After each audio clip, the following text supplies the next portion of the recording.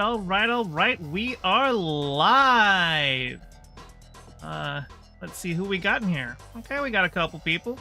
Cy Deathful, Admiral Paco, Bill Portley, Jessica Metal, pfftlecakes. Yo, you made it. Yeah, you are just in time. We are doing it. Top of the stream. I just started. So we've got quite the schedule for today. The other day I was like, I should probably go see Indiana Jones. It wasn't something that I had been like looking forward to, but I figure people are probably going to be looking to see it, see if it's any better than the fourth one. And when I went to go buy a ticket for it, I didn't have like the AMC premiere thing, so it wanted to charge me like $2 in additional fees, and I'm like, okay, so how much does premiere cost? Which is like $15 a year.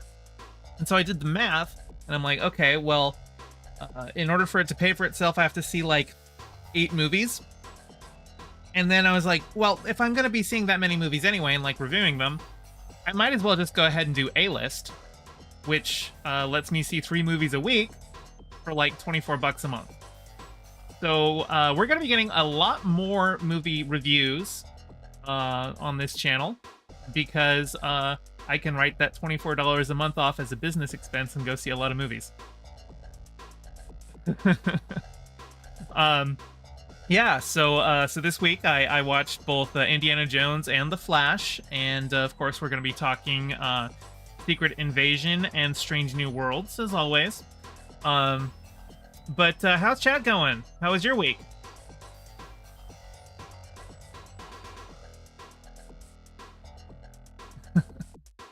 Jessica Metal, hey there chat, Gayfesh has to start streaming, so let's all listen to the Gayfesh streaming song.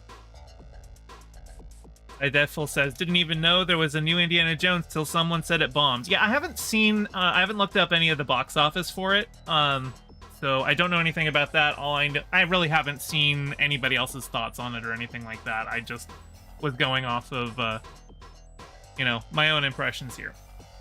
But I think I'm getting warmed up here, but I think we're probably just about ready to get started. Now I set something up here. Let's see if this works. Hectic work days, but gaming all at night all week. All right, pfftlecakes, that sounds fun. Okay, boom. I just want to verify that these are cycling through. Oh yeah, that looks good. Okay. You saw the Pixar film Elemental, really enjoyed it. I might take a look at that one for next week. And I just realized I haven't been recording yet, so let me start recording. Makes it easier to turn these into offline segments afterward. But okay, so the first thing we're going to be talking about today is Indiana Jones and the Dial of Destiny. Now, hang on. I did not switch this over. Okay, you probably heard something. Let's start that intro over. I forgot to switch my speakers to headphones. Okay, so I saw this week Indiana Jones and the Dial of Destiny, which is the 5th and final Indiana Jones movie. I'm sure Disney is going to make more and dig up that corpse, but I know this is the last one that Harrison Ford's gonna do, and we'll see how long they can respect him, hanging up the hat before they try and like make a new one with like Chris Pratt as a younger Indiana Jones. But at least this is the 5th and final one with Harrison Ford, unless they do an even worse thing and just like do a CGI Harrison Ford for a 6th movie. Because, boy, movies these days, reviving dead actors with CGI, it's not great. We'll be talking about that when we get to The Flash. But for now, let's talk about this one. So, one of my first things going into this movie, I wasn't sure how much they were going to address the Kingdom of the Crystal Skull, because, dear God, that movie was awful. Everyone hated it. And in particular, I was like, well, that movie ended with like Indy and Marion getting married, and he's got a son now. What's going to happen with them? And I know that Shia LaBeouf isn't in this movie, so I was like, okay, so how are they going to address it? And like half of me was going to be like, they're going to pretend like that movie didn't even happen. They're just not going to address any of it. But they did. It's still very much, they're obviously written out, but like they did it in a way that actually kind of works for the story that they were going for. They actually have it that this isn't really, I mean, I guess it's a spoiler for a character nobody cares about, but it motivates Indiana Jones pretty much from the start, that his son actually enlisted in Vietnam and was killed over there. And that kind of ended up breaking apart his marriage to Marion. So neither of them are really in this movie, because, his son's dead and his wife's left. So he's getting ready to retire as a professor, and he's just kind of living on his own. He's kind of at in a low place in his life. And I kind of feel like, because we don't even see Marion in the movie until like the very end of the movie, and there are certain like motivations involved in the plot that I think would have played out a lot better if we had like seen him and Marion like have like a scene where they're signing the divorce papers or something like that. Something more to better establish that, And I don't know. I feel like that could have been handled better. The fact that they bring her in at the very end, it's like, okay, if you weren't going to have her at the beginning, just don't have her at the end. I get they want to have him give him a happy ending where he reunites with Marion anyway, but like, it felt like maybe when they filmed it, they weren't even sure if they were going to have her, and then they finally did, and they're like, okay, we've got her for the one scene. I don't know. I don't think it was well handled. But we're gonna kind of get into that. I kind of feel like the ending to this movie was not well handled at all. So let's talk about the title, the Dial of Destiny. This is, as far as I'm aware, this is a completely fictional artifact, but it's called Archimedes' Dial, and it was basically a mechanical device that Archimedes had built. That it's like, when I saw the trailers, I thought it was going to be like a time machine. It's actually not. They say what it does is it can measure fissures in time. So basically, it can like detect where and when like a wormhole through time is going to open up so that people can go through it.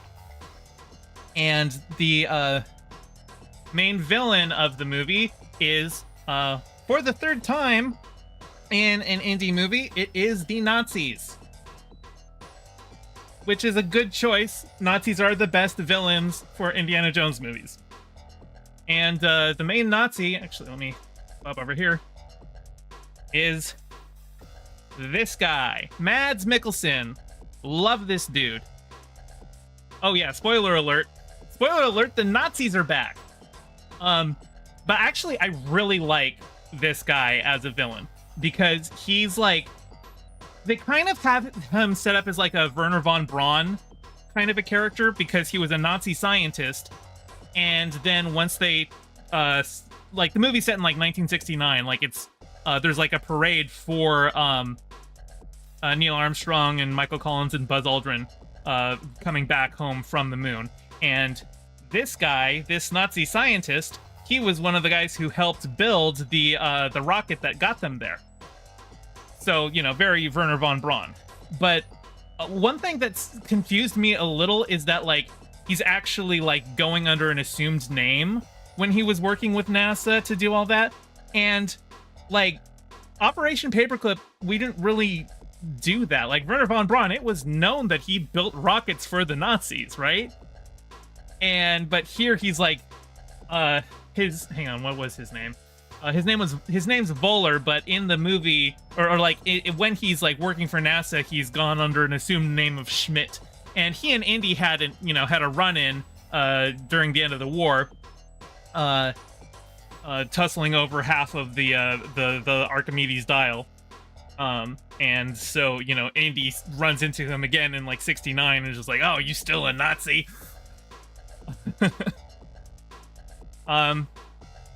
Admiral Paco says, historical side note, if my memory serves, I believe the Dial of Destiny is based on the actual artifact known as the Antikythera mechanism. Okay, so yeah, I wasn't sure about that. Antikythera, that they do bring up that. That's what they call it. I just wasn't sure if this specific one was like one that Archimedes had actually built, or was had been like rumored to build, or if the Antikythera was just a kind of device that this was based on. But yeah. Let me pull up my notes again. And like I said, so the beginning of the movie is actually like probably a 20 to 30 minute sequence set in 1944 with a de-aged Indiana Jones, fighting Nazis on a train, trying to get the half of Archimedes' dial because it's been split in two and nobody knows where the other half is. And the de-aging effect on him is pretty good. There is a thing where like you can kind of tell like the edge of his face are in more of like a kind of a too perfect circular shadow. It makes me think of like sometimes when like Iron Man pops open his face mask so you can see him, but he's still got the mask around it, but you can tell that the mask is CG, and it's just like they do like that like fake shadow to blend in. It's a little bit noticeable, especially because of how many shots they have of him de-aged. But I thought I thought overall it looked really good. It was really convincing. Admiral Paga says, probably use the name Archimedes because he's known for his inventions and being good at math. Yes, well, I mean, like, this is Archimedes specifically built this device. So yeah, like Archimedes is kind of he's kind of a central figure in this, you know, he built it. But anyway, so Toby Jones is in this movie, but he's really only in the flashbacks. I think he's dead by the present day, but he was like Indiana's associate, and he was the one who was really obsessed with the Dial of Destiny and had like studied it and researched it and stuff. But the real other main character that Indiana Jones teams up with is Helena Shaw, which is Toby Jones's character's daughter. And I don't really know what to make of her. She's kind of an obnoxious character. She's like, she's a very like dishonest and amoral and driven by greed kind of a character, but also she's Indiana's goddaughter, and she obviously has like genuine affection for him, but like not enough to you know, not like stab him in the back and like steal from him and do all this stuff. And and like you would expect, like if they had her set up like that at the beginning of the movie, that they would have had like a character arc where she kind of realizes more that she cares more about Indiana than she cares about money. But there's never really like a distinct moment where she has to make that choice. It's always like she's in a position where there's no conflict to have that choice made. Like any kind of, oh, well, I could still like make money off of this. There's no moment where she has that choice and then decides instead to help Indiana. Right? And it's, I don't know. Like, I feel like a lot of the character arcs in this movie just really weren't there. And, hey, Chainsaw Raid, we're small but mighty. Well, welcome in. Thanks for joining me. I saw your convo with Demon Mama on her Signal Night. Yeah, so I really like the actress. I think she's a very charming person. It's just, there's no real arc for her. And then going down here, I honestly don't remember this character's name. I don't know why they gave her a character poster. She's really a very minor character, but she's like a CIA agent who has been like working with Voller to, basically she's like placating him for the U.S. government because he's been building them rockets to go to the moon. And she's also helping him get the Dial of Destiny because it's like, well, he wants the Dial of Destiny in exchange for helping them build the rocket and all that. And then Antonio Banderas is in this, and he just plays like an old friend of Indiana's who's like a sea diver, but he's, again, a very minor role. It's Antonio Banderas, so he's a big name, but he really was just brought in for a cameo. There's really nothing to him.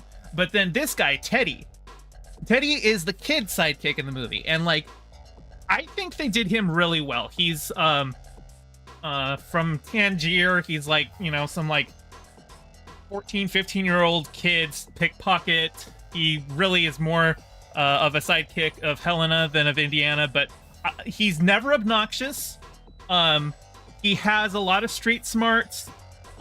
There's like, I think the only thing where it really kind of stretches belief is at one point he is able to like fly a plane despite never having done it before, but we did see earlier in the movie that he had like a whole like flight simulator set up, like where he was just talking to a pilot and like pulling on things, and the pilot was giving him like advice on how to do it, but it wasn't like he was never actually flying a plane until he got to fly a plane, you know. That was a little bit that stretch belief, but also it's Indiana Jones, so you know, you're gonna have some silly moments like that. Ron's KFC says, can't remember her name, but she was in Black Panther. Oh, this lady? Was she in Black Panther? I don't remember. I don't remember at all. Anyway, to talk about kind of the structure of the movie, it is an action adventure, but I think it's a little bit too heavy on like the action elements. There's just a long sequence of like big action scene to big action scene to big action scene, like set piece to set piece to set piece, with very little time in between to breathe and have character moments. And like, that would be okay if like Steven Spielberg was directing those action sequences, but there was just no real like grandiosity to the set pieces that you would expect. This was directed by James Mangold, who's I think his most prominent films have been The Wolverine and Logan. Logan was an amazing movie. Wolverine was all right. But like his action scenes here, they're very hectic, very frenetic.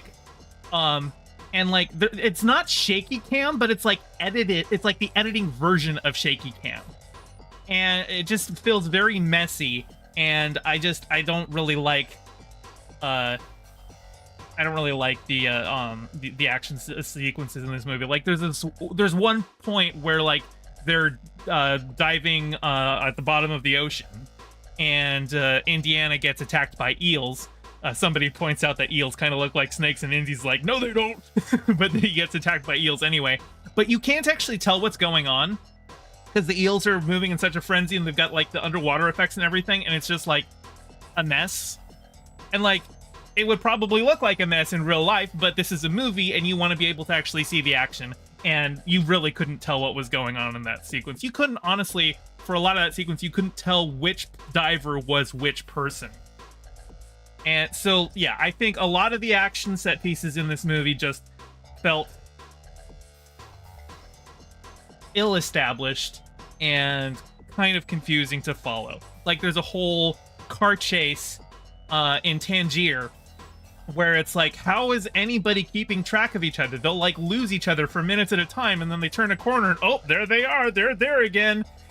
And like, I don't know, it felt like things weren't well established there. There's one other character that I want to bring up. It's this guy. I don't remember his name, but he's one of the henchmen of the main villain. So he's another Nazi guy. And if you've seen Logan, you'll recognize him. He was the villain in that one. What's the actor's name? I have it over here. Boyd Holbrook.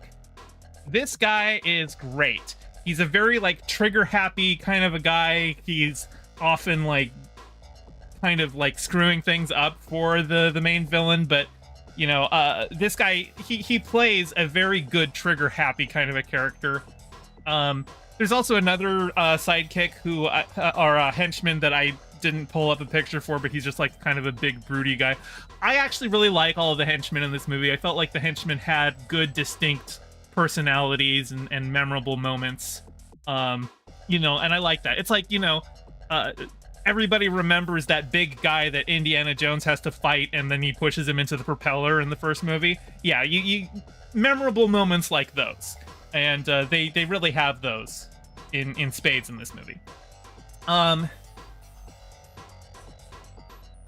But if anybody was here for stream last week, you'll remember that at 2 points I brought up that old like story element, or talking about like time travel, where it's like, oh, you can't go back in time and kill Hitler, because if you do, maybe something worse will happen, or time will stop you.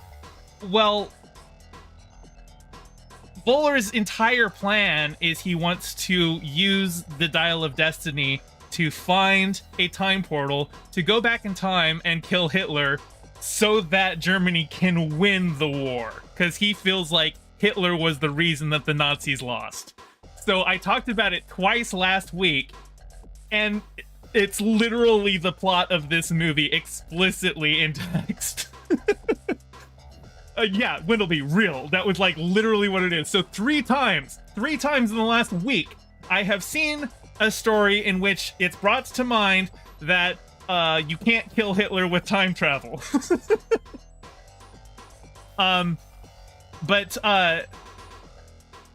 with the final set piece, you know, there's a lot to the ending of the movie that makes me think a lot of Raiders of the Lost Ark, in that if you've thought about the plot of Raiders of the Lost Ark, at no point in that movie does Indiana Jones actually meaningfully impact the plot.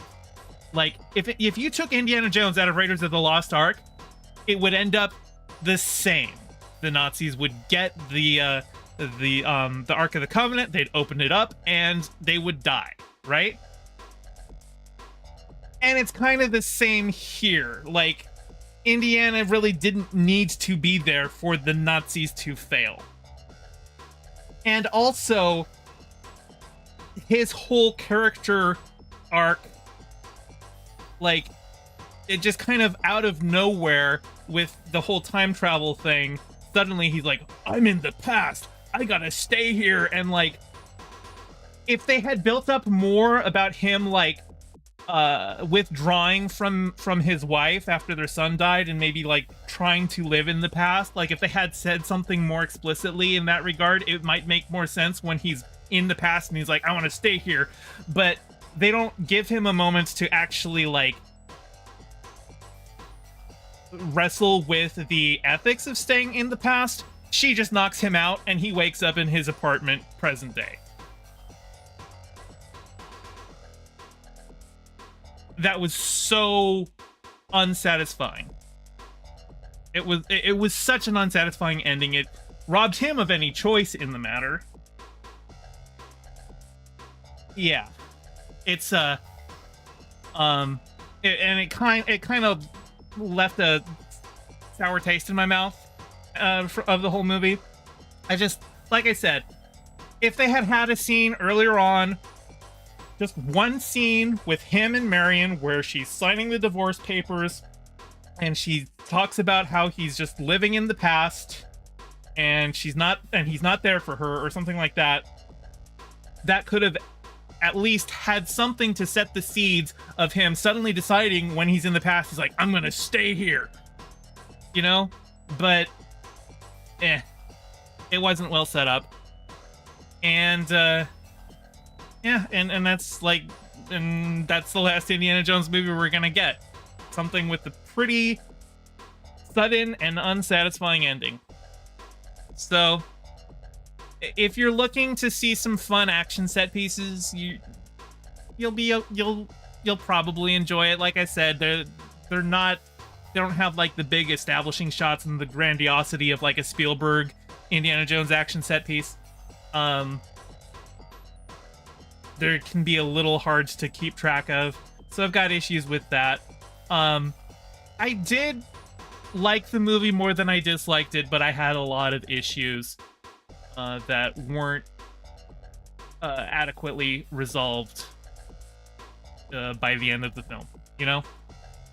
So, if you want to see it, maybe wait until it's on Disney Plus, I would say. I saw it in the theater, but I didn't feel like the big screen was really necessary to sell it, because like I said, the cinematography isn't anywhere near on the level of a Spielberg film. So, yeah. Oh, and one other thing. There's a moment where they're trying to solve a puzzle, and Indiana Jones is like, well, this is like Archimedes built this, and there's a pool of water, and Archimedes really liked water displacement, so he starts throwing things into the pool, and that actually does trigger like a hidden door. And I was just sitting there like, okay, now say Eureka. Now say Eureka. I like opened up my phone and wrote down, say Eureka, goddammit, and they didn't say Eureka. Like, that's the story about Archimedes. He figures out water displacement, and he jumps out of his bathtub and runs around the streets naked going, Eureka! And they didn't do it.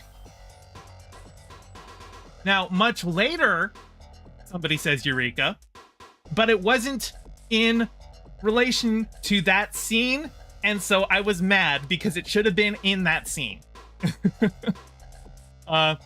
So I that's probably my final thought on this movie. Yeah. Let's move on to The Flash. Okay. So I saw The Flash. I know it's been out for a couple weeks, and as far as I can tell, nobody's really seen it because, like, they were trying to bribe people to see it by, like, oh, if you buy one seat, we'll give you another ticket free, because, like, please go see our movie. Please go see our movie. We know we canceled Batgirl and are never going to allow anyone to see it, but we really wanted people to see this one, starring Ezra Miller, you know, the asshole who's been grooming kids and beating people, violent crimes and stuff. No. We gotta have that movie, but we can't have a movie starring a black Batgirl. It's not a good movie. It's really not a good movie. And like, for a movie called The Flash, there's so little actual emphasis on the character of The Flash. Like, if you saw the trailers for it, you could see that all of the all of the promos were trying to sell, oh, look at all these other characters we've got in here. Like, we've got Supergirl, and we've got Michael Keaton back as Batman. And, like, they're doing the Flashpoint story, which if you've watched the CW Flash show, or if you have read the original Flashpoint, you'll know that Barry goes back in time to try and save his mother from being murdered. And in so doing, he breaks the timeline. And so that's the basic plot of this. And like, they even have a scene where they try to explain how, even though he changed the timeline at this one point, there's a ripple effect in both directions. That's why Batman is much older and played by Michael Keaton instead of Ben Affleck. There's other changes, and like, that doesn't make sense. If you change something in the timeline, then it should branch off from that point in the timeline. It wouldn't make sense that you would. The way they explain it is like, and then Batman's the one who explains this. He's like, see, here, I've got a plate of spaghetti. What you think is you make a change at this point in the timeline, and then he puts a finger on 2 strands of spaghetti, and then you think the timeline branches off like this, and he bends one of them away. He's like, but what actually happens is this, and then he spins one of the spaghetti perpendicular to the other one. He's like, where they intersect, that's the focal point. That's where you've made the change, and everything else branches off from there. And I'm like, no. If the universe leading up to it was completely different up until that point, it would still have to have converged to that point to be the same basic universe there. It wouldn't make sense that you'd have a different Batman. It was not satisfying enough of an explanation to me. You could have said, when you went back in time, you were already traveling to a parallel universe there, and so that's why the change had further ripple effects, you know? And also it didn't make sense to me that Batman would be the one to know this, because, like, Batman's a great detective and all, but what does he know about, the multiverse and time paradoxes and all that? Like, what, just because, like, Batman's smart, that he's an expert on this? That doesn't make sense. Like, if it had been like a Tony Stark that had said it, I could buy it more, because Tony Stark is like a scientist first, but Batman's not a scientist, So it doesn't make sense to me that you would have had Batman be the one to know this. Like, if anything, it could be like the Flash runs into another Flash who explains the multiverse to him. And there are, in fact, 2 Flashes in this movie, because Barry runs into his younger self. So there's actually 2 Ezra Millers this whole movie. And the younger one is so annoying. He's like just this very obnoxious, oh, everything's cool, oh my god, this is great, and like making jokes constantly, and like, not in like a Marvel kind of a way, more in like a you're annoying younger brother who is not funny but is really trying to be kind of a way.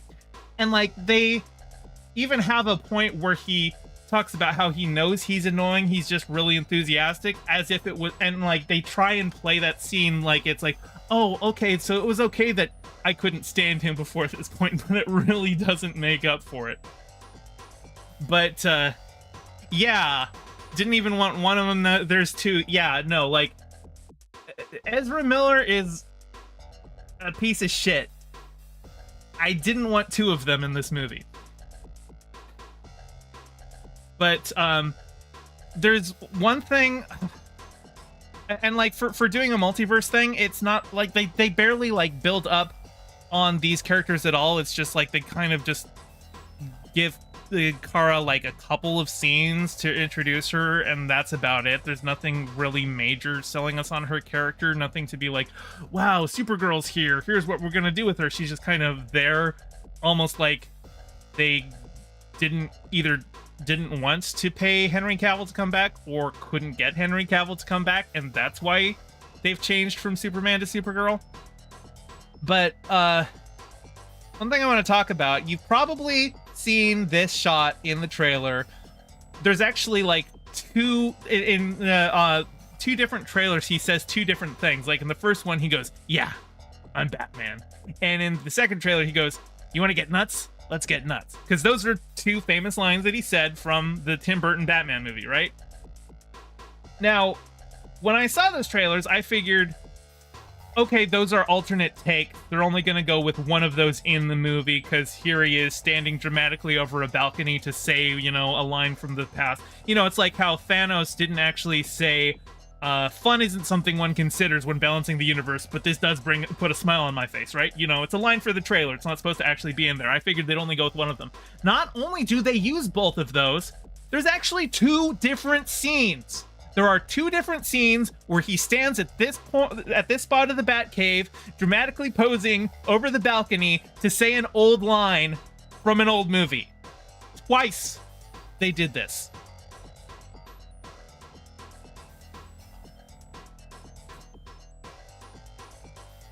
Like the director just loved the idea of having this cool thing of, oh, he's gonna say the old thing, but we can't have him say both of them in a single scene because that'll just seem a little gratuitous. So let's have 2 whole scenes of him doing this. Yeah, one would have been more than enough, Paco. I agree with you. And I think, I don't know which one I would pick more. I think I would probably just go with the "Yeah, I'm Batman" line. Even though, like, they've already met him and know that he's Batman before he puts on the suit. But I think the "You want to get nuts, let's get nuts" line, like, that one is a very specific line that I don't think worked in the scene, and it was just, yeah, exactly, Jessica Metal. Come on, say the line. Yeah, I think he should have just stuck with "I'm Batman." That's fine, that's great. But don't do two, you know? Pick one.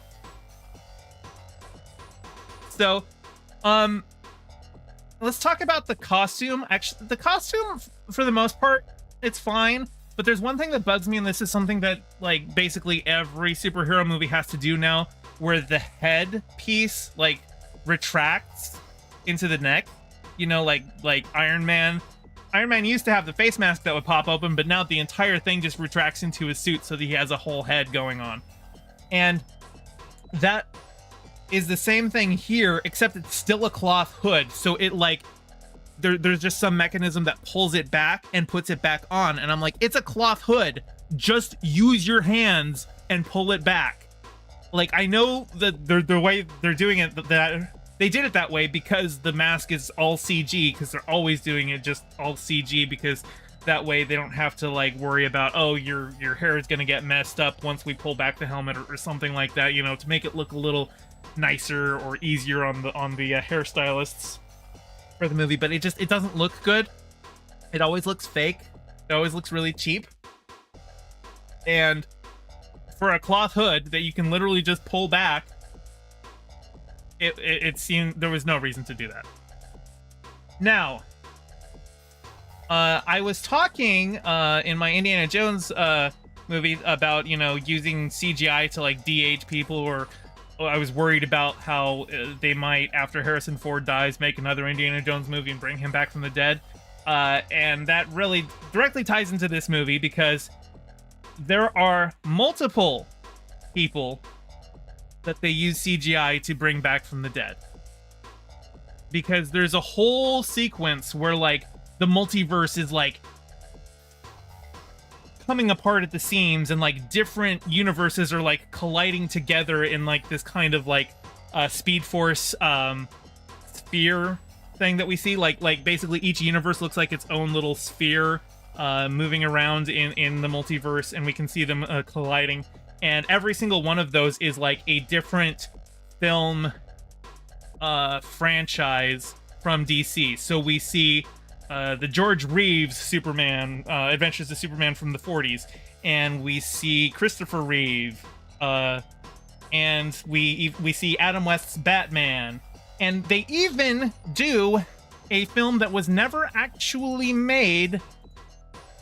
They show us a CGI Nick Cage in a Superman suit fighting a giant spider. Because if anybody's ever seen that Kevin Smith stand-up routine where he was talking about his experience writing a treatment for a Superman film, the producer John Peters really wanted Superman to fight a giant spider. And so if you've seen that, you'll get the joke. But it's literally just a joke. And I'll tell you who they didn't put in when they're having all of these multiverses collide. They didn't put in Grant Gustin. You know, the guy who's been playing the Flash for the last decade.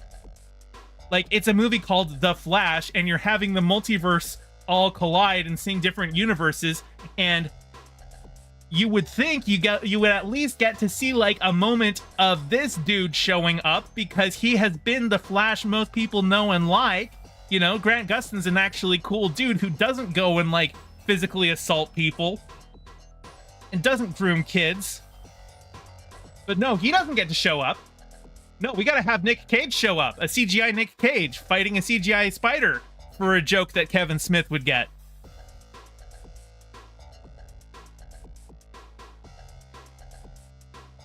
And the resolution of the movie, like, Barry realizes that going back in time and the most minor change will mess everything up, so he has to go back and basically let his mom die so that he can set everything right again. But, like, you would think that the lesson would be you shouldn't mess with time. You should just go, like, even the most minor change could have drastic consequences, so don't go back in time and change anything. But instead, he just changes something else so that even though his mom dies, there's like security footage of his dad at the grocery store, looking up at the camera. So, because like he moved like a can of tomatoes that his dad was going to pick up when his mom was murdered, and so by moving the cans of tomatoes from like the bottom shelf to the top shelf, it gets his dad to look up, and his face is on the camera, establishing his alibi so that he gets acquitted of the murder of his wife. So he still made a minor change that changed the timeline. But that one isn't treated as some big disaster that he messed everything up for. No. That one just gets a minor change, which I won't spoil that joke for you, because you're probably not going to see it anyway, and it's not that big of a joke. It just... I don't know. I don't get why they felt they had to have this movie. Like, I know that James Gunn is coming in and they're doing a whole, like, DCU reboot, and they were probably using this movie as, like, the springboard to, oh, this is why things are different now, because Barry went and changed things again. But I don't even think that this is going to be, like, I don't think that the way the universe ends with him, I don't think that's going to be what it is going forward. Like, I don't think James Gunn is going to be using any of these people for the DCU, you know? I think James Gunn is going to be doing his own thing. Like, you know, he had the opportunity to have Henry Cavill in the next Superman. He's like, no, I want to do my own thing. So I don't think he's going to, I mean, like, I feel fairly confident that they're not going to bring back Ezra Miller as the Flash. Like, I think this is the last time we ever get to see that version of the Flash. I hope so. Because fuck that dude. But if you wanted a movie in which you had Michael Keaton come back as Batman, they had it, and it was called Batgirl, and David Zaslav shit-canned it so that he could use it as a tax write-off because he didn't want to release a movie with a black lead, because David Zaslav is a piece of shit. But this guy, no, Ezra Miller, they get to keep their movie that nobody likes and like nobody's seen. And the only reason I saw this movie is because I got Stubbs A-list, so I'm paying the same amount per month regardless of whether I saw this movie. So as far as I'm concerned, I mean, I know that they've set aside, you know, oh well, your A-list subscription went, you saw these movies, so we'll set aside a portion of it. But you know, it's not like I was directly buying a ticket for this movie with money that would have otherwise not been spent. That's pretty much the only reason I saw this movie. Don't see this movie. It's not worth it. Especially not for Ezra Miller. That's it. It's just a bad movie.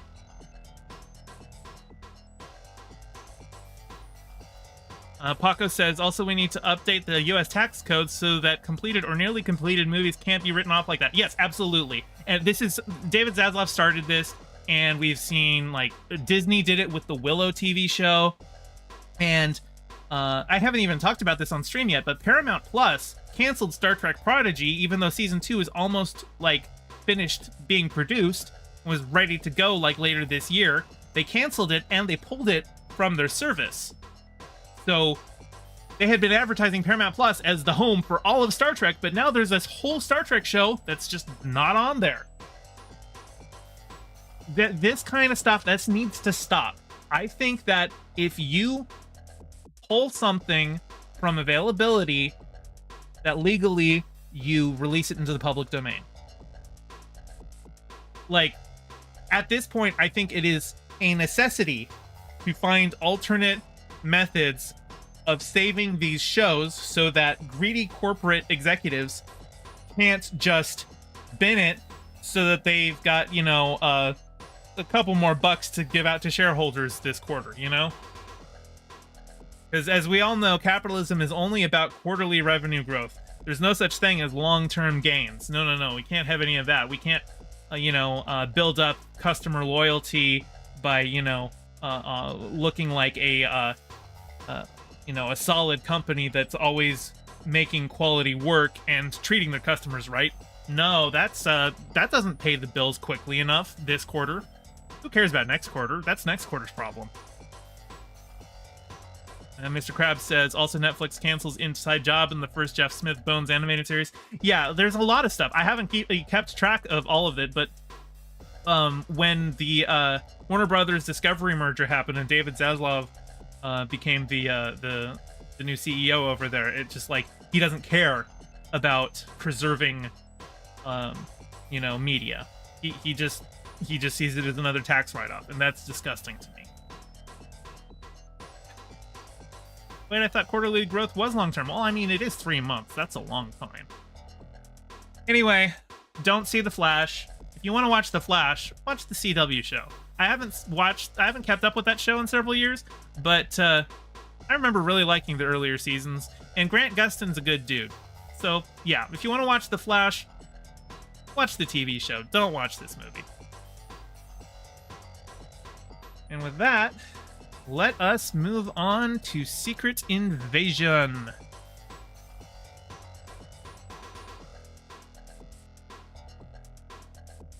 Okay, so we are at the halfway mark of Secret Invasion, and I gotta say, I don't really know what the point of this show is anymore.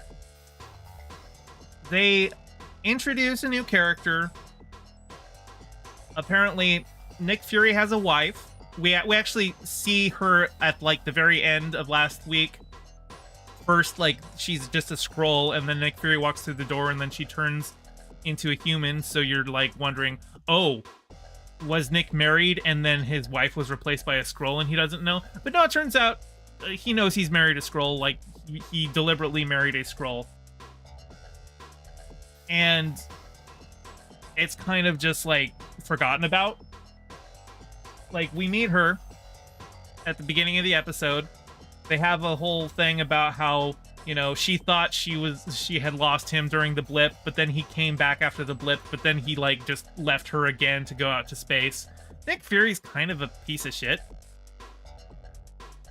Like, this episode really kind of sells it to me that Fury just fucking sucks. And like, he's a spy, so you would think that would make sense that he just is kind of a piece of shit.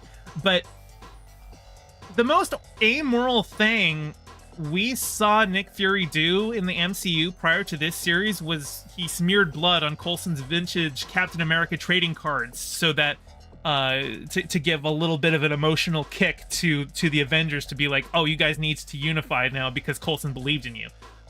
And the most amoral thing about that was just getting blood on some vintage trading cards when Coulson was already dead anyway, and then like the other like morally dubious thing that he did was in Captain America Winter Soldier, when he hired pirates to hijack a S.H.I.E.L.D. ship. But then, as we find out, S.H.I.E.L.D. is Hydra anyway, so really he was hiring people to attack Nazis, so that was fine too. But in this show, he is like engaged. He's using child spies. He's actually like, he holds a child hostage at gunpoint at one point in this show. He's, he abandons his wife for, like, his wife that we didn't even know about, and the first time we see her, she's just like, yeah, man, you abandoned me. And like, she's a Skrull, and it's kind of hinted like maybe she's working with Gravik too. We don't know. But Fury, like, he does bad things, and I can understand a spy doing bad things, but like, it never seems to weigh on him. He never expresses remorse for any of the more extreme actions he has to take. And like, it does reflect better on a guy whose career was climbing the ranks in spycraft. It's in sharp contrast to the hardened but honorable man we've seen in the films. It doesn't jive with me, and it just feels like this show is being set up to make Fury a less likable character. Hako says this kind of Fury doing bad things isn't really what motivated his character to do bad things before. Yeah, no, every other time we see Fury doing bad things, they are calculated and they're really not that bad. Like, he's lying to people. Like, okay, he's a spy. Of course he's gonna lie to people. You know, he'll use deception and stuff, but like, no. Here he just seems like a dick. Like, he's even like, basically there's a scene with him and Talos where Fury is talking about how he has to clean up Talos's mess for 30 years, and Talos is like, dude, you built your entire spy career, you became the director of S.H.I.E.L.D. entirely because of my spy network.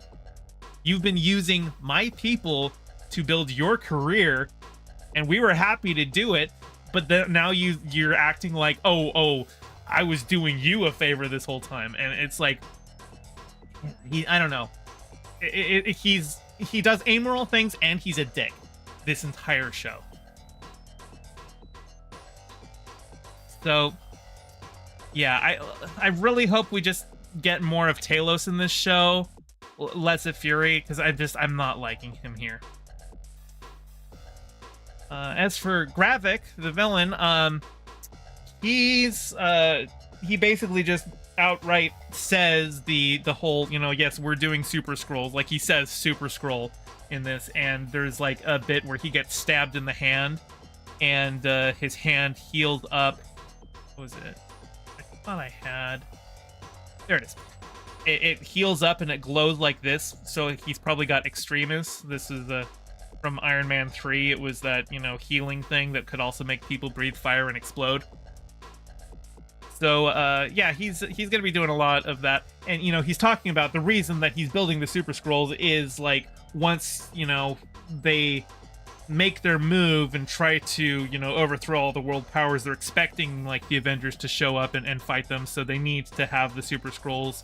I'm assuming also not just to be able to fight the Avengers, but also to have powers to, like, pose as the Avengers and people like that.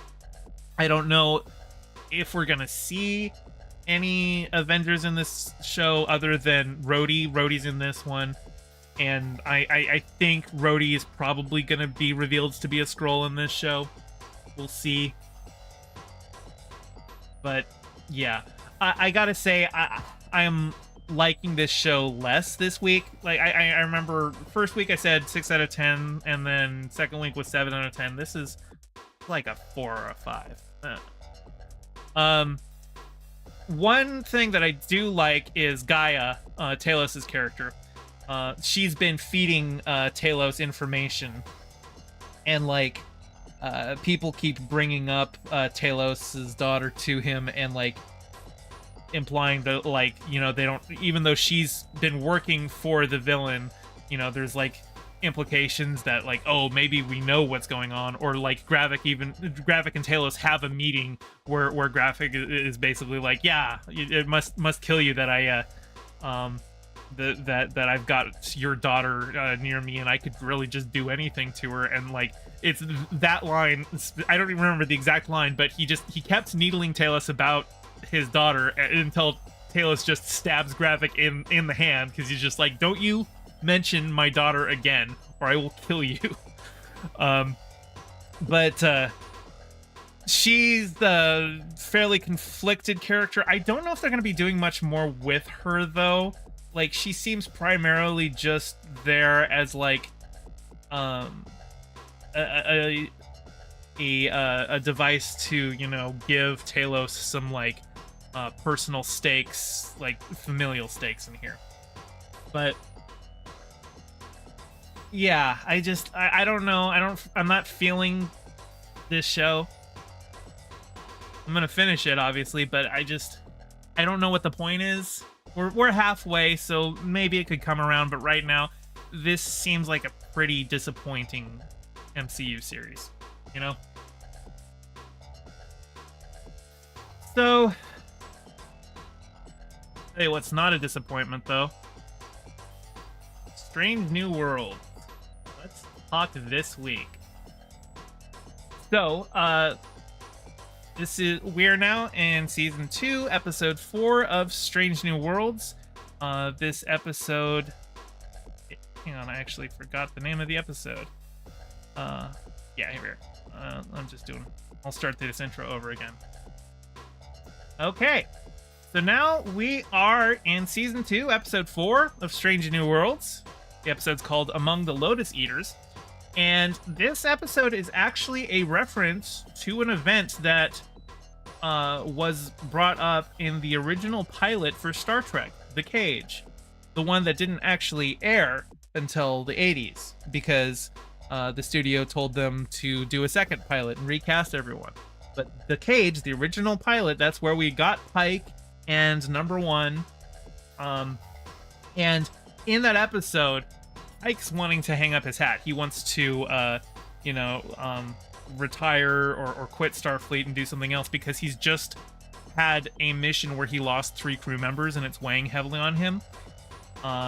And this episode is them going back to that planet, Rigel 7, where he lost those 3 crew members. So we actually get to find out more of what happened there. This is kind of a split episode. It's very Pike-centric, but it's also very Ortegas-centric. As I've mentioned before, Ortegas, the pilot of the ship, she's kind of my favorite character, and she really isn't given much to do in the show. She's never been given a focal episode, and this episode even starts out like you're thinking it's going to be her episode, because she has a personal log where she's like, because I'm the pilot of the ship, I usually don't get to go out on away missions, but we can't beam down to this one planet because of atmospheric interference, and there's got to be some fancy flying with the shuttle to get down there, so I get to go, and I'm all excited. And then Spock shows up and is just like, sorry, but it looks like there's a pretty bad asteroid field around this planet that we're gonna need you to correct course every 20 minutes, so you don't get to have this episode. Hey, Silent. And when Spock does that, she's you can see how deflated she is, because she's already gotten dressed up, dressing like one of the locals on the planet so that she can blend in. And she's just Spock, is it was logical of me to bring up this, and she's like, Spock just sometimes know when to shut up.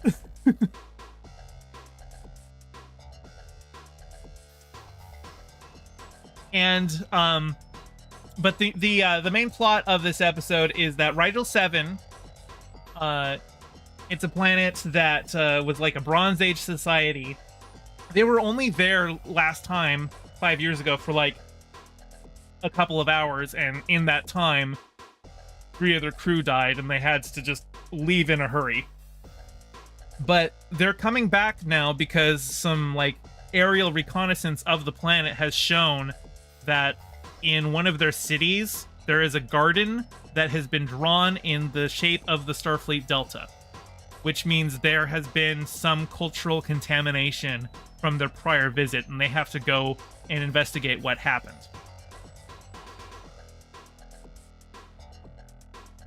Oh, nice, Silent. Yeah, absolutely. You got to finish Next Gen. So anyway, the Enterprise has to go back to that planet where Pike lost 3 of his crew because, they got to clean up their mess, because in their hurry to leave, they must have left something behind that has influenced the local population, which is in violation of the Prime Directive, and they got to, make sure that they don't influence them too much more.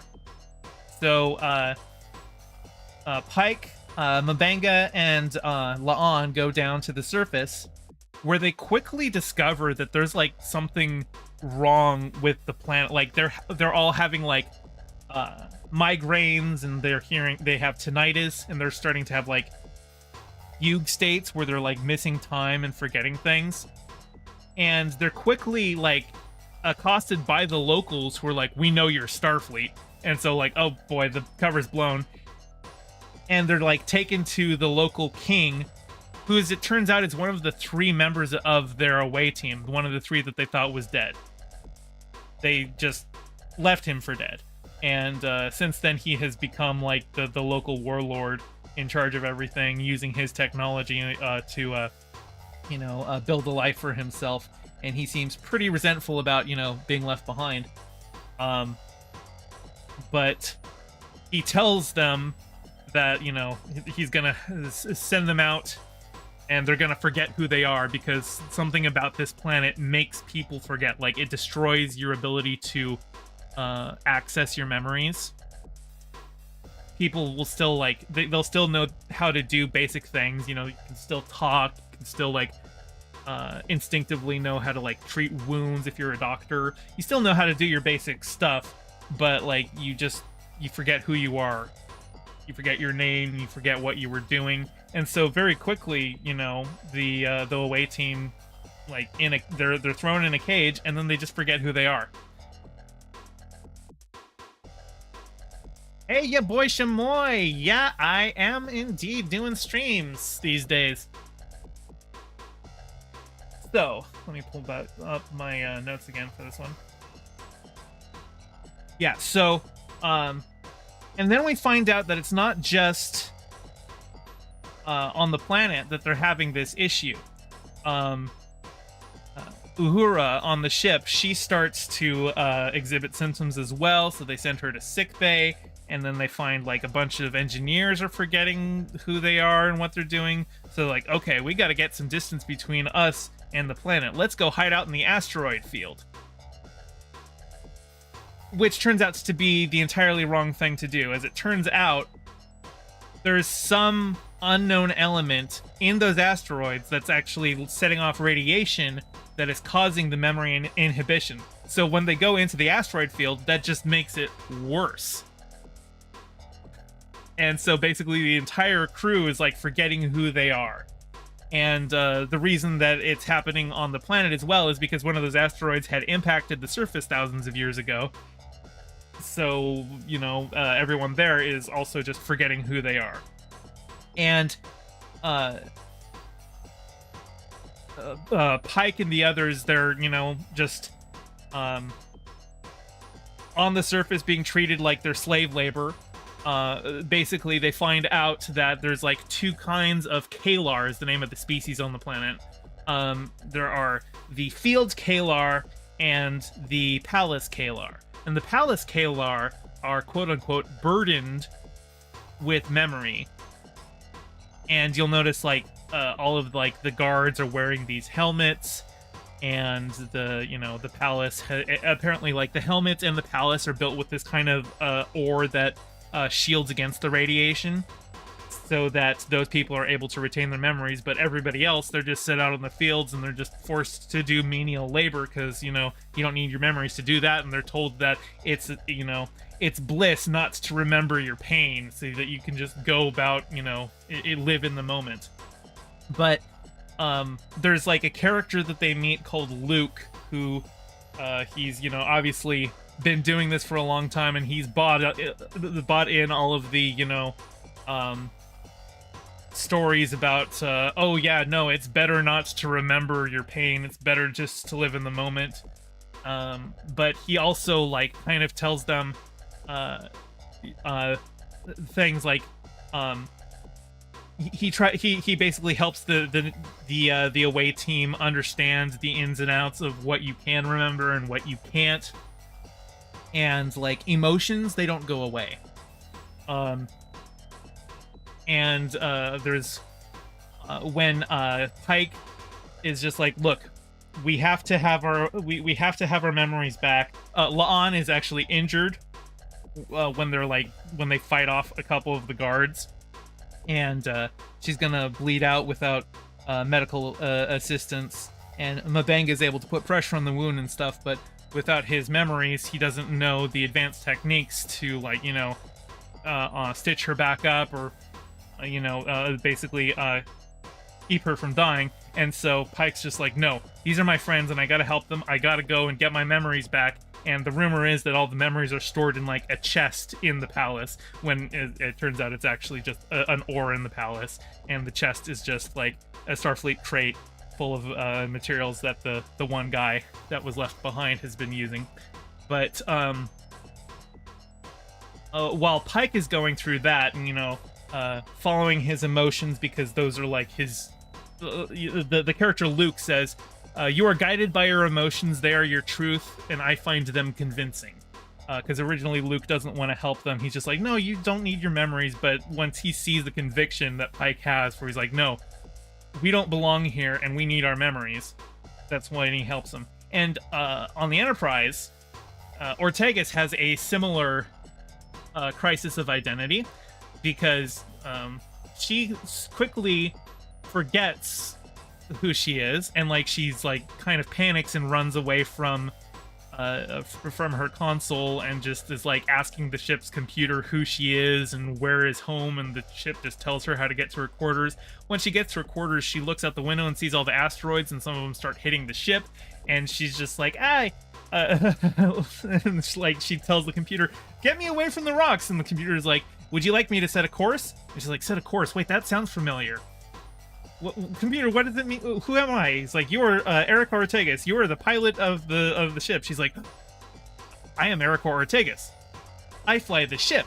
And that just, she basically keeps saying that, so she runs back to the bridge, and she's able to remember how to fly the ship, because she's so good at it. It's basically instinctual memory. She saves the day there, so she gets kind of half of a focal episode. And once Pike gets into the palace and confronts the king, who was one of his officers that he left behind, he regains his memories and is able to convince the guy who's like, "Come on, man, I'm here, take you home. Starfleet will obviously have to deal with whatever it is you've been doing on the planet, but it's time to go home."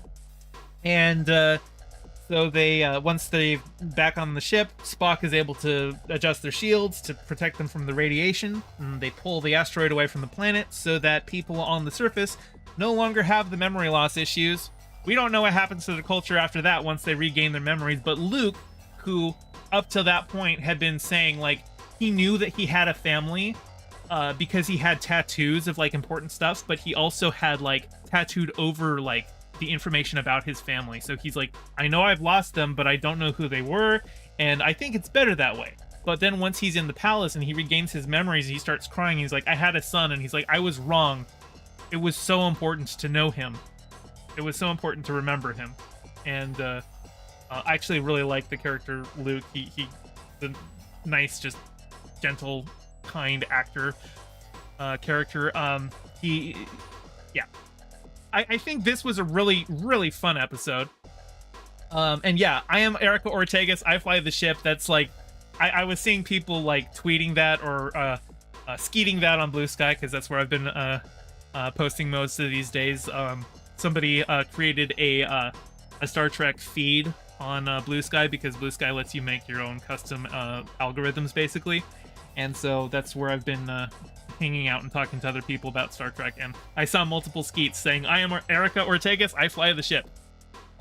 I think this is a really great episode. It feels like just very classic Trek. You run into a specific problem and you see how people try and solve it. And there was actually a very similar episode of The Next Generation called Conundrum. I think that's the name of the episode. Let me look it up here.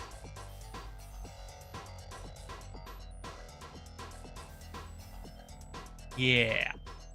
Okay. So, Conundrum was an episode of The Next Generation where some like energy thing hits the Enterprise, and everybody on the Enterprise forgets who they are. They still know how to run the ship, but they are just like, it's like blank slate. Everybody is set back to zero. They don't know who each other are. They don't know the relationships. They still have like their emotional vibes on things, but it's just interesting to see how the crew puts things together when they don't know who they are. And it's a very similar episode to that. But no, none of them are Ortegas. A couple of them can fly the ship, but none of them are Ortegas.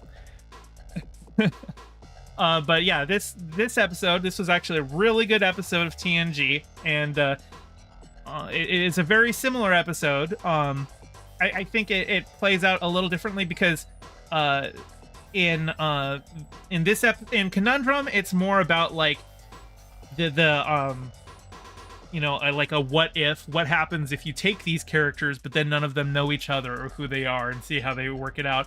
Whereas in this episode of Strange New Worlds, it's far more of an emotional, like, what happens when you start to lose your identity kind of a thing. And then there was one more thing that I wanted to talk about, and that is Captain Battelle. Now, Captain Battelle and Pike have been on kind of a long-term or a long-distance relationship, very long distance since it's space, but they're both starship captains. And basically, anytime their ships, she's the captain of the Cayuga. Anytime they're, you know, working together, like, he makes food for them in his quarters, and they're only able to get maybe 30 minutes here or 10 minutes there because they're both captains, they're busy. But I kind of feel like the show doesn't really know what her job actually is, because she's supposed to be the captain of a starship, but she was also the JAG officer who was prosecuting Una two weeks ago. And, like, I could understand if, like, you were out in the middle of nowhere and, like, these were the only captain ranked officers and you needed to do, like, a field court martial. But, like, that episode was set in San Francisco, so, like, you had Starfleet JAG just set right there, but this captain of a starship is also just being a prosecutor. So, like, I don't know what they were going for with her, but she's in this episode. And actually, like, Pike, at the beginning of the episode, Pike's noticing how hard it is for them to date, and even suggests that they take a break because they're only able to steal away little moments here and there, and it's not really working. And she seems pretty upset about that, and part of the plot of the episode is him realizing that he still has an emotional connection to her, even when he doesn't remember who she is. Even when he doesn't see her, he just has, like, a little trinket gift that she had given him and that he's wearing around his neck, and he uses that to be like, this is somebody who's important to me who I recently hurt. And so by the end of the episode, he, you know, apologizes and is like, yeah, I was being dumb and I was pushing you away because things were getting serious and I was getting scared. So I imagine we'll be seeing more of Battelle, but I hope that the show, like, solidifies on what her job is, because it doesn't make sense that she's both a starship captain and a JAG officer, you know? Anyway, that's I think that's it for the reviews for this week. Strange New Worlds, great show. It's on Paramount Plus, but I don't actually recommend that people subscribe to Paramount Plus these days, because they pulled Star Trek Prodigy from the service so that they could do it as a tax write-off. So I am not happy with Paramount Plus, and I don't want to use my platform to recommend that people use that service. So take that for what you will. Wink, wink, nudge, nudge. And with that, I think I am going to play some video games. So let me get my stuff all set up.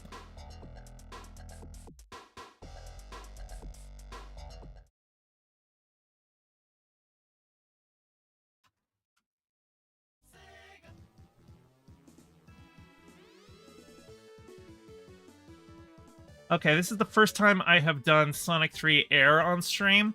So if somebody could tell me, is the music, am I still able to, can you still hear me? Like, is the audio balance good? It's not overpowering or anything like that?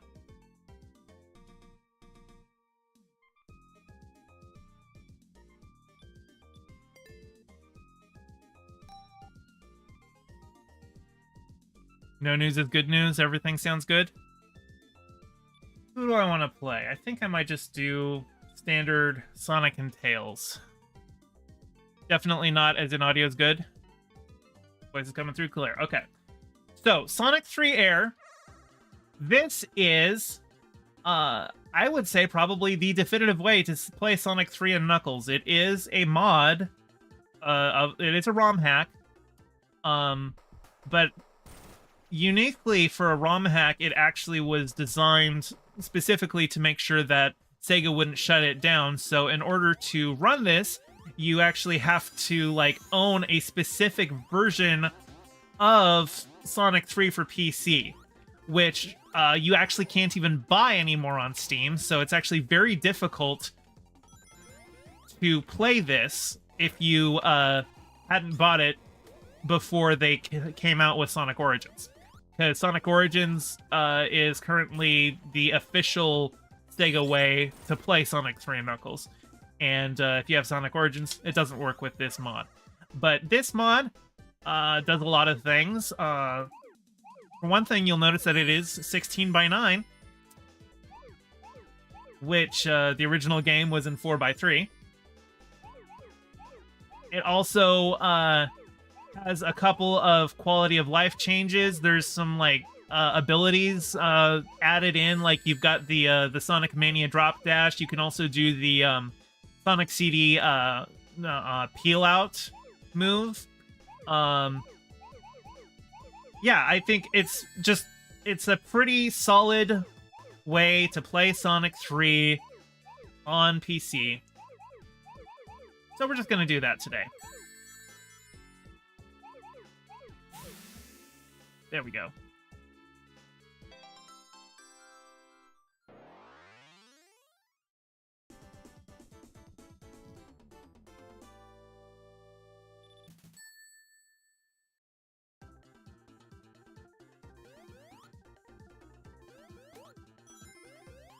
Oh, and while I'm doing this, because I don't really have anything specific off the top of my head to talk about, why don't I go ahead and drop into the on-air voice chat on my Discord, and if you would like to come in and talk to me about whatever, just the link to the Discord is in the description. You can join on in and just hop into the waiting room in Stream Voice once you've, accepted the rules and all that. And I can pull you in and we can just chat about whatever you want.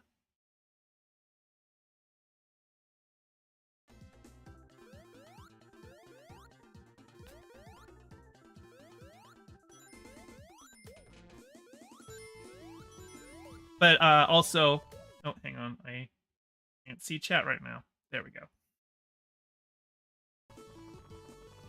If you're gonna do that, if you want to chat, just let me know in chat, because I'm not looking at Discord right now.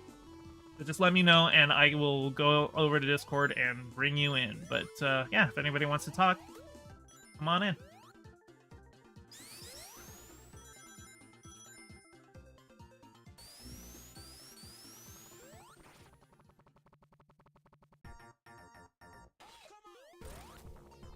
Oh no. That's one thing I gotta actually hang on. I'm gonna change one setting here. Controls, Tails assist. I'm actually gonna turn that off. There we go. Oh no! Boy, that killed me right away. Usually I'm not so cavalier about just strolling under that thing. It usually doesn't kill me. I'm usually more careful, but today I was just like, who cares? What's the worst that can happen?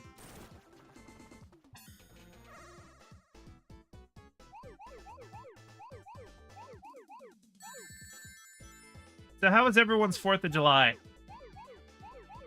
We had a bunch of guests over here, but I spent most of it hiding from them because I was not feeling very sociable.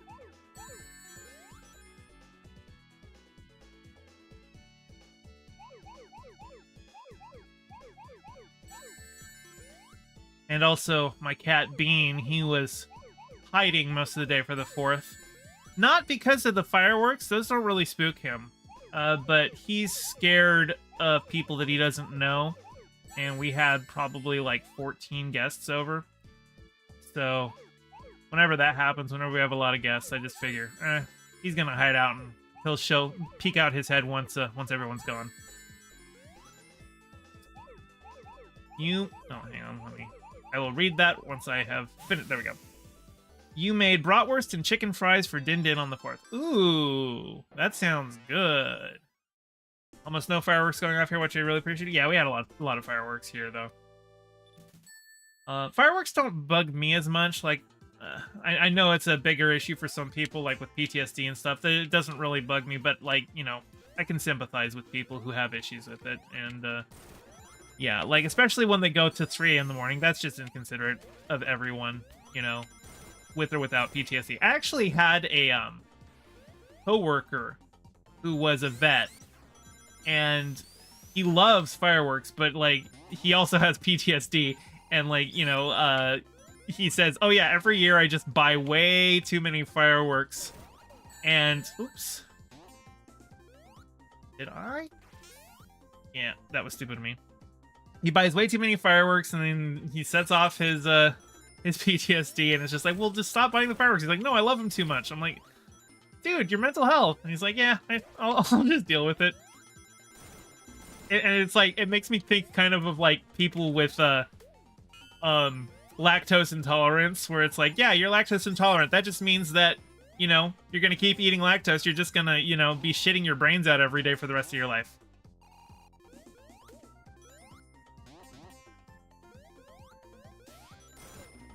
Oh my god.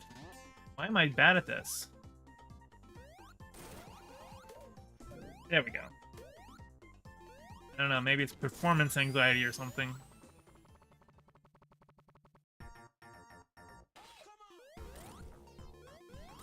You know, I've been playing so much Sonic Mania, and I've not been playing, like, Sonic. I've just been playing the other characters. So, like, I kind of forget. It's nice to have the shield powers, you know?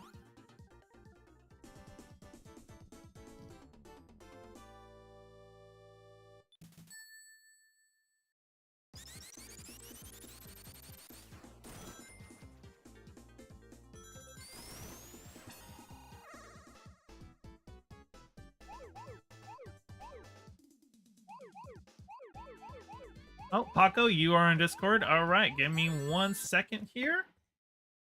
Pause. Gotta make sure that my settings are for voice activity instead of push to talk.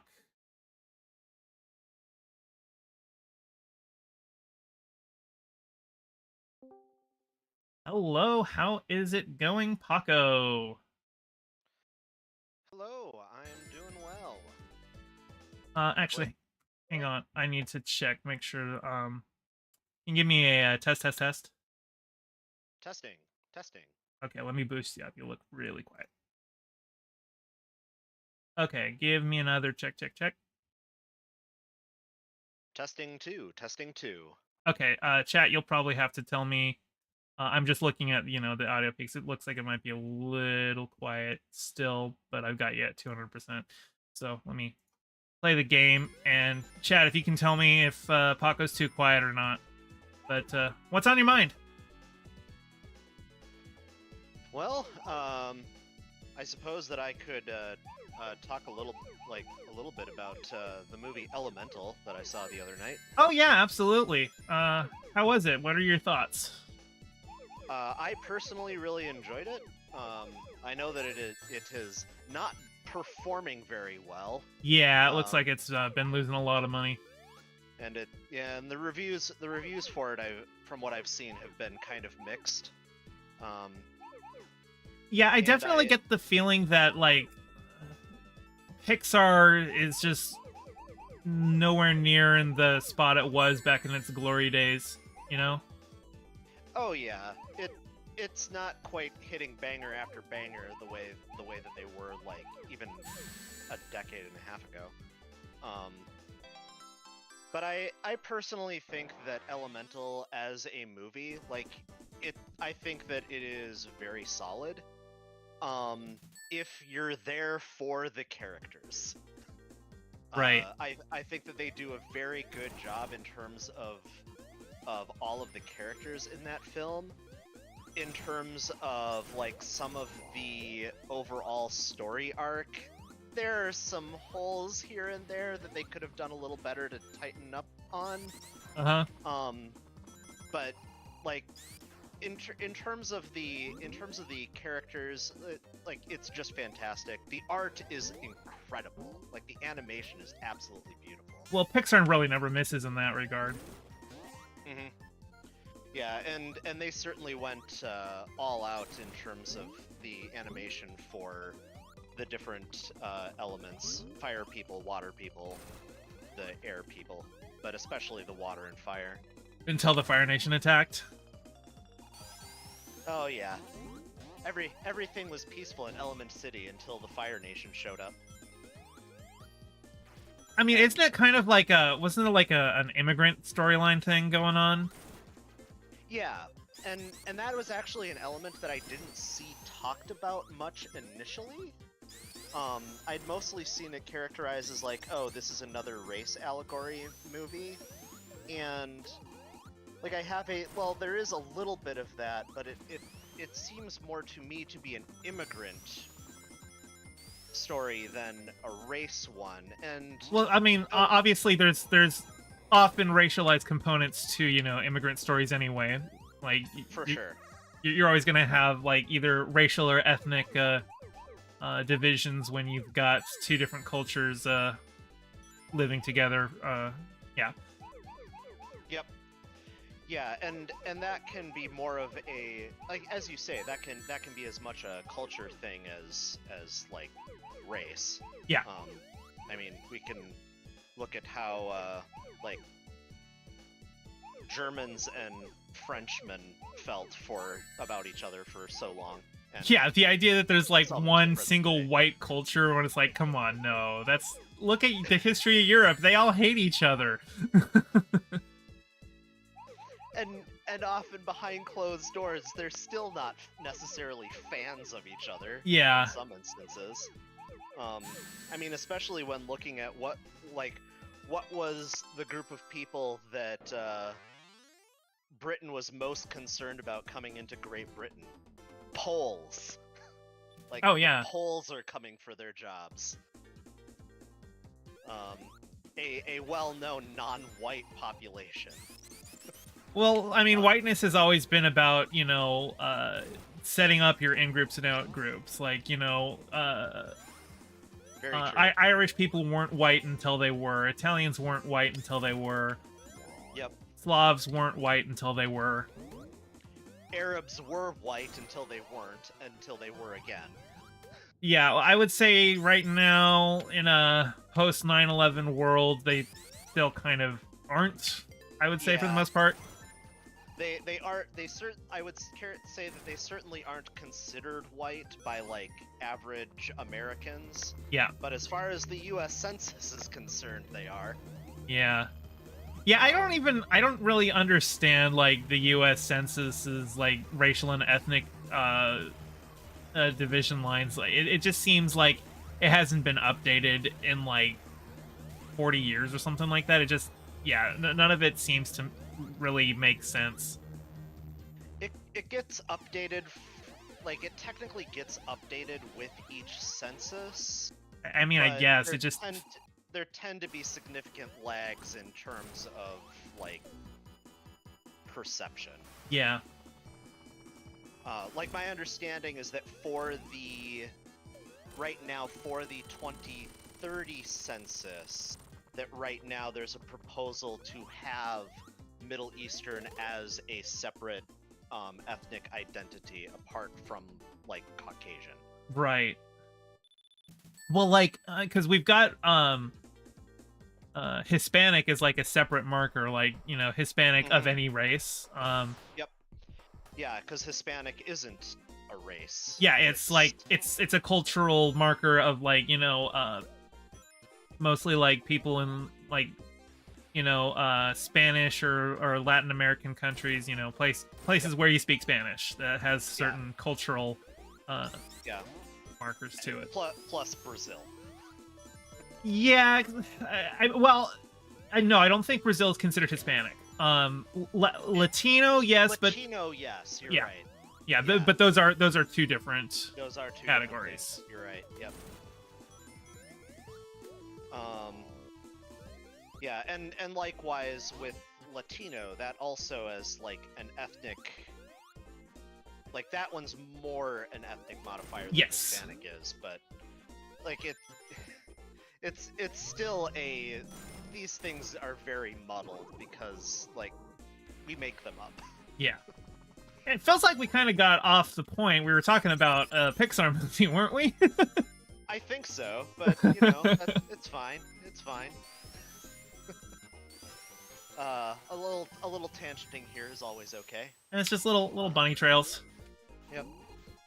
It's welcome to ADHD. Oh, that's something I should have brought up in my Star Trek review. Like, I saw a skeet on Blue Sky where somebody was like, yeah, this is just a planet full of people who have ADHD because they are constantly forgetting what they were talking about like 5 seconds ago.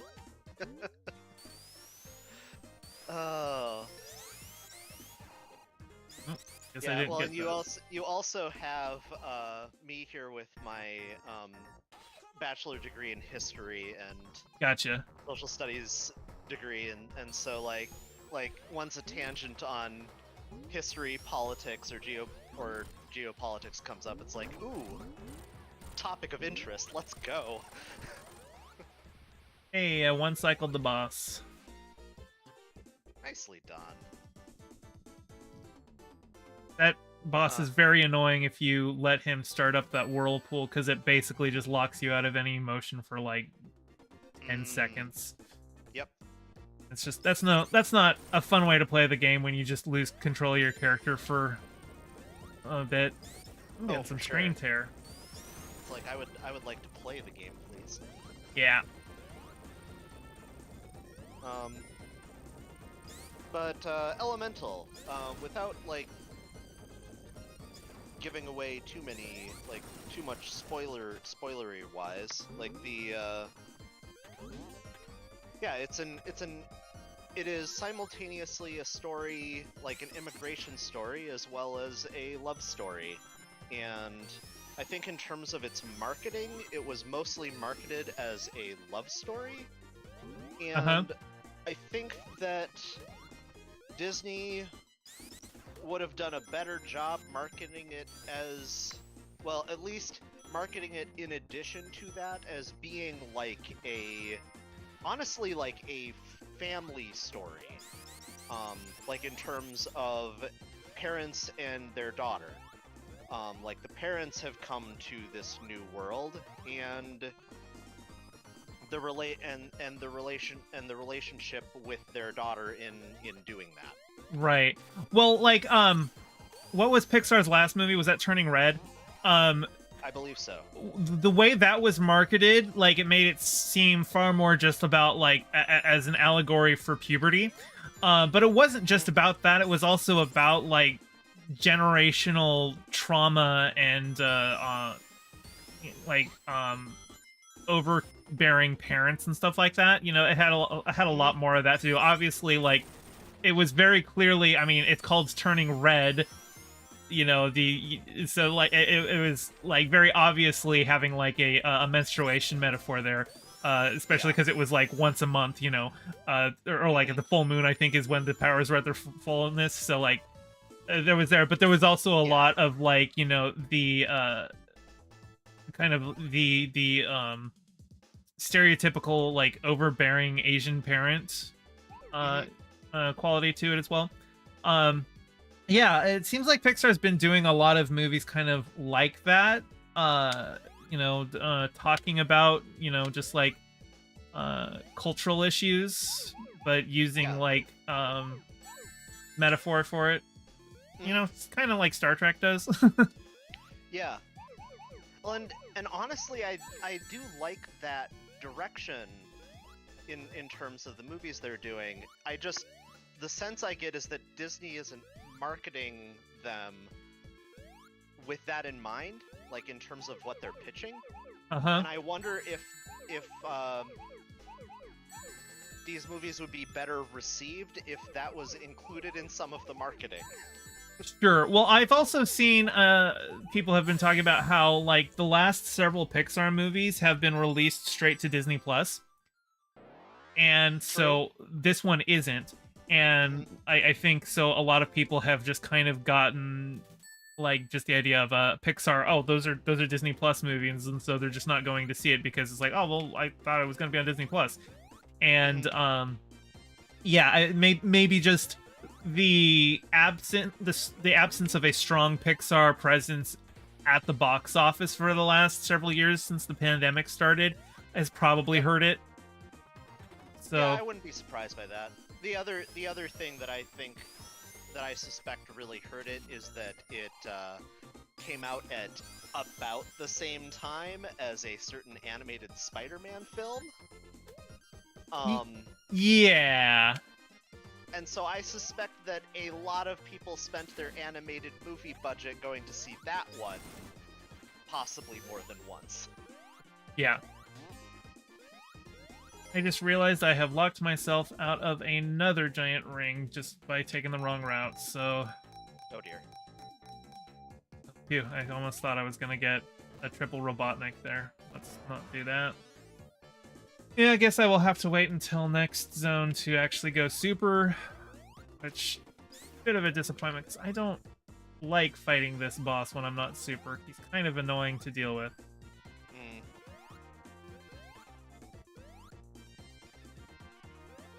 Actually might turn on Tails Assist for that one, but let's see. Oh, you know what? Maybe I haven't missed it. It's just this zone has so much loopbacks in it, it's kind of hard to keep track. Oh, I'm good. I am good. No! Okay, I can still get back there. Not like this, but I'll be able to get around. I'm good. Oh no, wait, we're still fine. It's just like I've been playing, Sonic Mania for the most part, so remembering the original zone layout, it's a little rusty because I've been so much playing.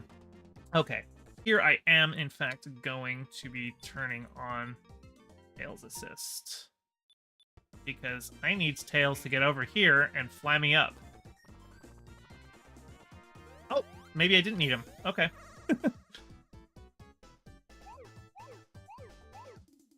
It's like Tails, little help. Nope, no need. Nope. Nice.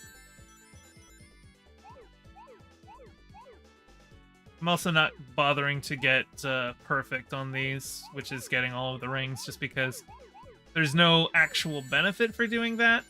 In Sonic Mania, if you do perfect on the blue spheres, it gives you gold medallions instead of silver medallions, so Oh, okay. there is an actual benefit to that. But Yeah. for this game, the only thing that getting perfect does is give you continues, which, like, I almost never die in these games, so why would I need continues if I never run out of lives? Yeah. You don't need continues if you never die. How can you kill that which has no life?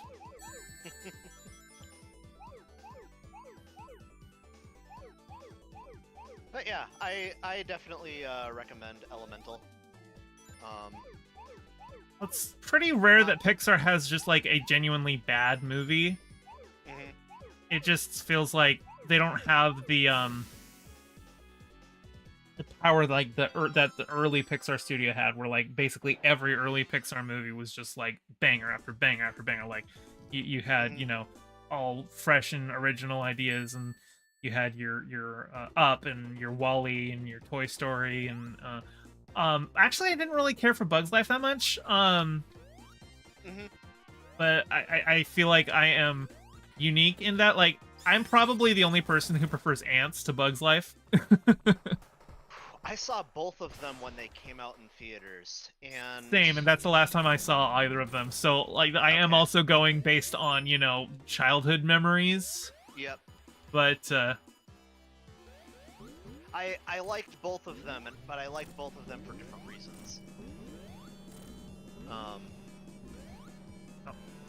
But I'm trying to think of the last, like, Inside Out as a premise for Pixar. I really liked that one. ooh, I can actually hit him with Tails' tails.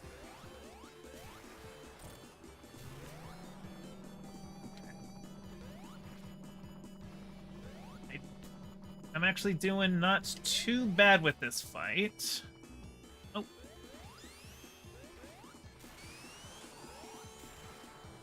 on, Tails. Give me a pickup. Got it. Okay, boss is dead. Mr. Krabs, the Discord bot won't allow me to put my pronoun in a role in your Discord, even though I read the rule and everything. Okay, I'll take a look at that after stream. But were you able to get in? Did you click the thing on the bottom?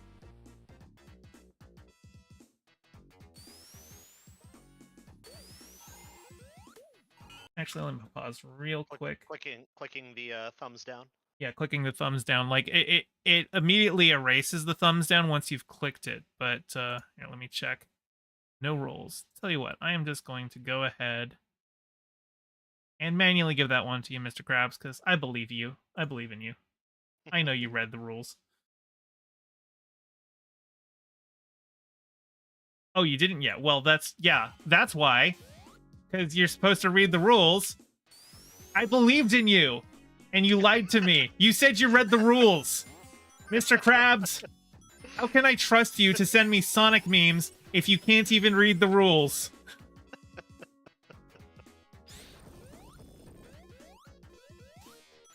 Oh, actually, hang on. No, okay. I just was checking Discord to see if there was anybody else in the waiting room, but no, it's just... Okay.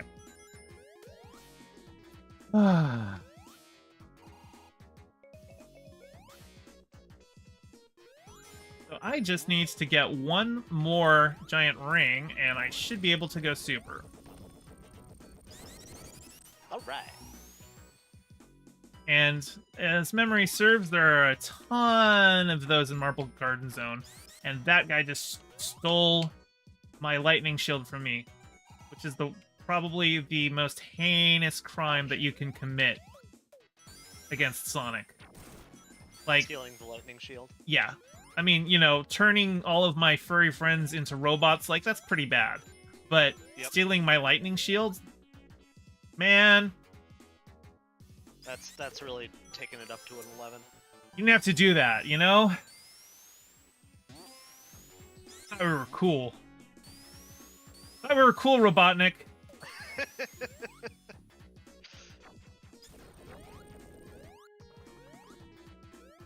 Oh, hang on. I am going to turn off Tail Assist. Back on if I need it. No. See, if I had my shield, I wouldn't have lost all those rings. But now I've got a fire shield. We'll see. Ouch. Mr. Krabs, no wait, I read the rule, but I didn't click the thumb down, lol. So what you're saying is you read it, but you didn't understand it, because it was telling you to click the thing. You know, it's one thing to read words on a screen, it's another to understand them. Let's actually process. Let's get my last Chaos Emerald. So that I can Thanos snap Mr. Krabs away for not reading the rules and tricking me into letting them in. Right? That's what the Chaos Emeralds are for. Thanos snapping? Yeah. Yep. That sounds right. You know, that was one thing I noticed in the Sonic 2 movie, is that, like, they just had the Chaos Emeralds, like, all be within the Master Emeralds, so that they didn't have to, like, collect all 7 or anything like that. It was just they broke open the Master Emerald, and there were all 7. And I figured they did that because of Infinity War. They did that so people wouldn't be like, oh, it's the 7 Chaos Emeralds, yeah, are you gonna snap your fingers? Like, I bet that's why they did it. Like, yeah, that does seem like a thing that they would have, thought about in terms of, oh, we've already had a movie where you run down a bunch of gems. Yeah. They're just making it one thing that has the 7 Chaos Emeralds inside it, you know. Yeah.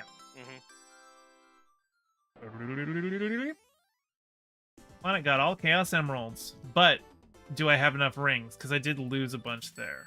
So I don't know if I can turn into Supersonic. Now Sonic can be Supersonic, but will he? At least not right away, maybe. Nope, I only got 13 rings. That doesn't seem like enough. Ooh, but I did get a lightning shield, which will help me get more rings. I just lost my lightning shield. Immediately lost it. Immediately lost it. I am so mad. It's okay. I think there is another giant ring coming up here, which once you've got all 7 emeralds, nope, was thinking of the wrong area. Oh well.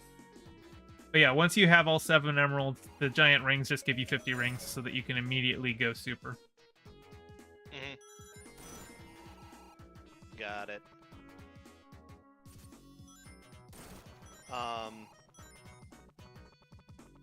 Oh, I think that I had mentioned in chat earlier this week, maybe late last week, that I've been working on a script for YouTube.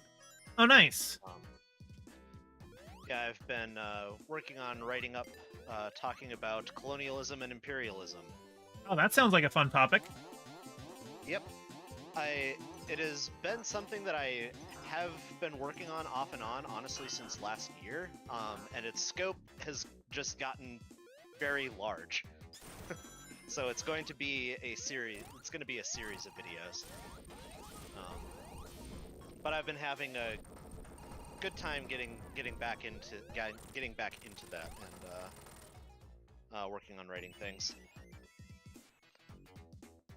I got my lightning shield, and then I turned super right before the boss. Honestly, I think that's like the best way to do it, is just to go super right before the boss. Then I get an easier time with the boss, but still actually play the level. True, yeah.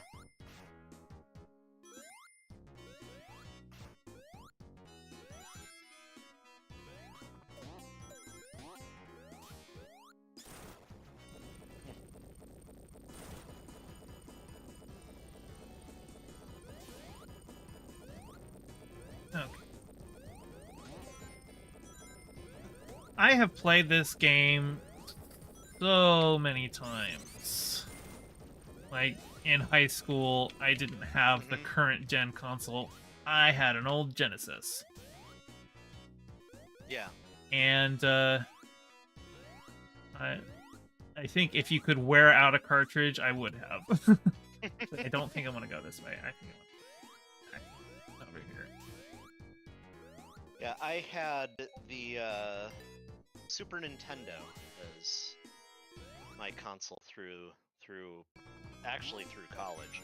Oh, hang on. I want to turn off word sounds because I just had somebody.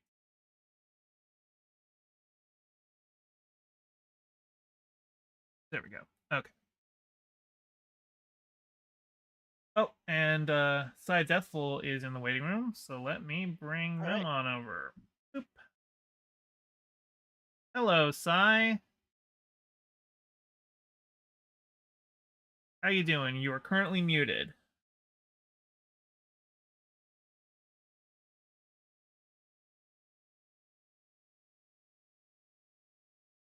I don't know. Maybe Cy is away at the moment. Once Cy gets back, they can talk, and we can do a sound check on them too. I don't know. Sure. It seems like I just need to bump everyone up to like 200% on Discord. Seems weird. Direction I wanted to go there. Oh well. I paused to get things set up in Discord, and now I've completely forgotten which direction I'm supposed to be going in this game. Side Deathful, some technical difficulties. Okay. Oh, I also need to pull chat back up because I had Discord up. Okay. I technically have 2 screens, but one of them's my laptop screen that is currently mostly being covered by my mic arm, so I'm really just trying to stream while looking at everything on a single screen. Oh, that's another thing I can do with Sonic 3 Angel Island Revisited is that there is a dedicated Supersonic button that you can also use to drop out of Supersonic whenever you want. So, like, you're not in it. You can get in a position sometimes where, like, you're like, oh no, I've gone Supersonic and I can't get out of it, and I'm going to run out of rings before I get to the boss. Well, here it lets you drop out. It also lets you still use your shield power-ups. So I've got the lightning shield, so I can just do the lightning jump. Yeah. It's very handy. Yeah, absolutely. Bill Portley says, "Wait, 7 Chaos Emerald, 7 Dragon Ball Super Saiyan, Super Sonic." Yeah, absolutely. Yes, that is in fact what they did. That is what Supersonic is. It is just him going Super Saiyan. Like, look at his hair. Look at him. He's like with yellow hair with the big spikes. Yeah, no, they were deliberately doing a Dragon Ball thing with Sonic.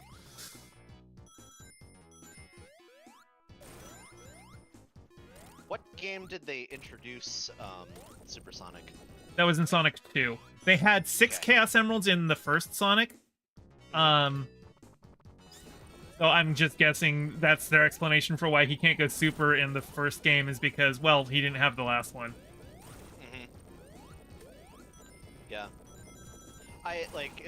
As I think I've mentioned before in the chat, like, I've played Sonic 1 and 2 before, but it was only ever, like, at people's homes because I didn't own that system.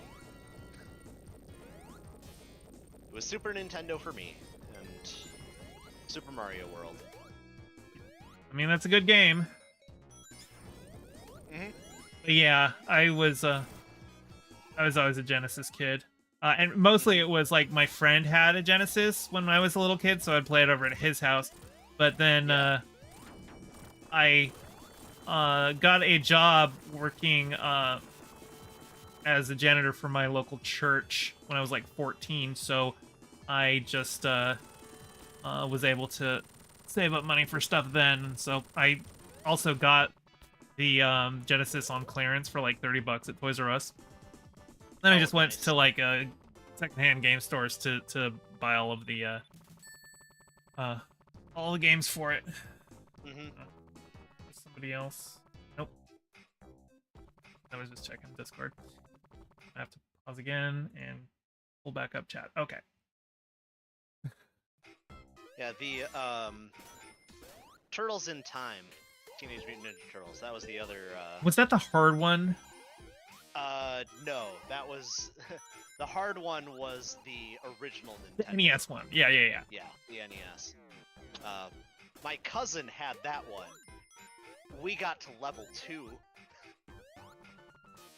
Wow. And that's about as far as we got. Well, that's another thing that Angel Island Revisited does, is that I get to keep my shield between zones. I still got my lightning shield from Marble Garden. Yeah. Or was it Marble Garden? Or was that the... Is Marble Garden the one from... No, it's Marble Zone is the one from Sonic 1. I'm tired today. And I'm forgetting what things are. I must have gone to that Star Trek planet. Losing your memory. Hey, Bill Portley, welcome into the Discord. I just saw your message there.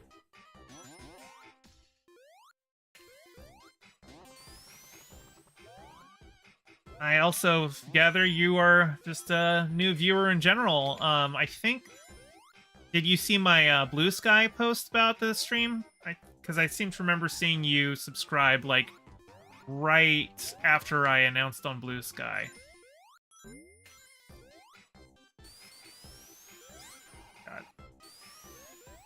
Will you let me do a speed dash? Thank you.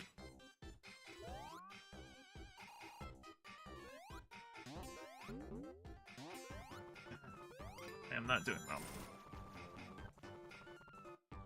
Dropping out of Super. I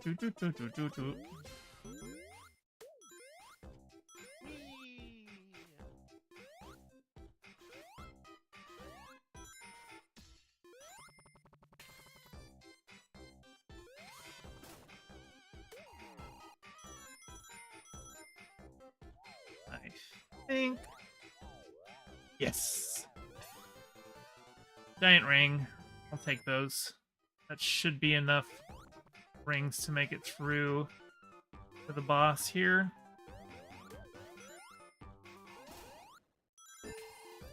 I wasn't paying close attention. How many rings does the giant ring give? 50. Okay. And you need at least 50 to go super, so basically it's a go super now button. Handy. Almost like that was intentional or something. Yeah, it's a cool mechanic. Sonic 3 is really the game that is the easiest to go super in, but also if you're playing Sonic 3 and Knuckles, like, there's 14 emeralds to get, because once you get to the halfway mark, you unlock the super emeralds, and once you've unlocked the super emeralds that you can get, you have to, you know, get those before you can go back to Hypersonic. My god, this boss sucks. Okay, finally, I beat him. I was worried because, like, that guy knocked a hole right through the floor, and I don't want to fall through that and die, so... I suspected that was the concern as the hole was, or as the floor was disappearing. Yeah, because you can't directly damage that boss. You have to wait for the spinning top thing to damage it, and if you get a bad cycle, you can just be sitting there for a while waiting for it to grab it, you know? Because, like, the boss will stay... Ooh, hang on. At least a small amount of There is, chance. I know, a,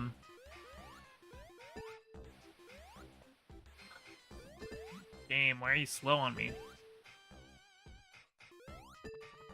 What is going on here? I'm trying... Is it up here? Oh, hold on. I know there is a giant ring that I'm trying to find. Maybe I can get to it this way. Well, there's a bunch of rings there. Up there, the giant ring that I was after. I bet. Yeah. Oh, no, it was up there. I can't get it. I'm going to give up trying on that for now. There are other ways to get rings. Kind of, nice thing about the game is there's just rings everywhere. Yep. Let me get up there. You seem to be far better at not dying than I was playing this game, so... Well, I've also been playing it for, like, 25 years or so. Not 20 years, this game... Wait, this game came out in 93 or 94, so 30 years. God. Yeah, that I'm was 30 old! years ago. I'm old! Me too.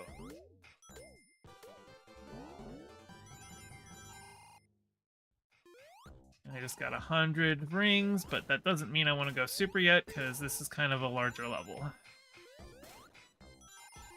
But I've got a shield, so if I take damage, I can go super after that.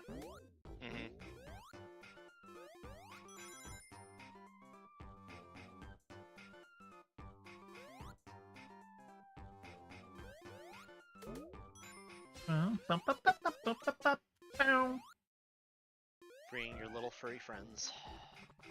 Ooh. Hello, giant ring. 177 rings. Tell you what. Let's go super. That's like a solid 3 minutes of super. I think I can make it to the boss in 3 minutes.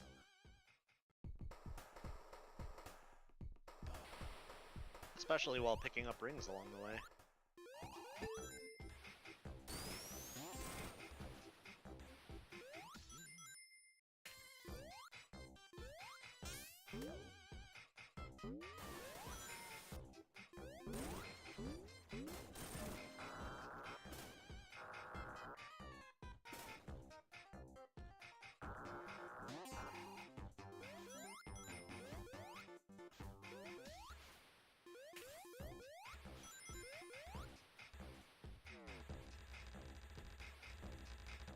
Oh no, I am like falling right at the edge of the water, so it was like slowing my descent because it kept like going, oh, you're in water now, oh, you're out of water, oh, you're in water, oh, you're out of water.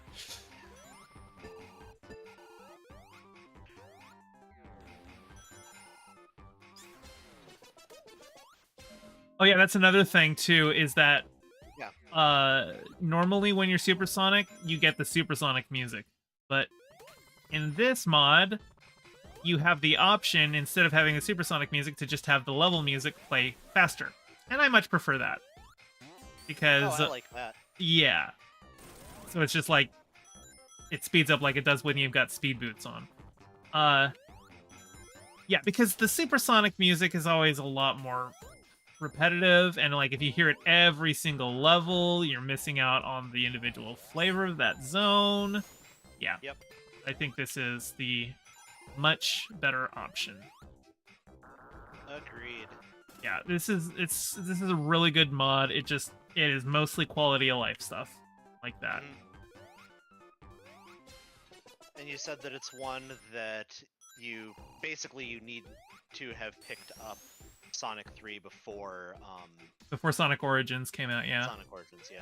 Yep. Because I think I had like, hey, get up there. Yeah, I'm not sure if it's one of those things where you can like hook up just like a ROM to it, or if it needs to look for like an actual like official like Steam purchase. Like I'm not sure if somebody's come out with a workaround, or maybe there's a hack of the ROM hack so that you don't have to have the game itself officially purchased. But Yeah. I do know that when Sonic Origins came out, it made this game a lot more difficult to get legitimately. But I am playing it legitimately because I had the previous version that Steam had available for this title, Yeah. so I'm taking full advantage. Also, I have bought this game so many times over the years.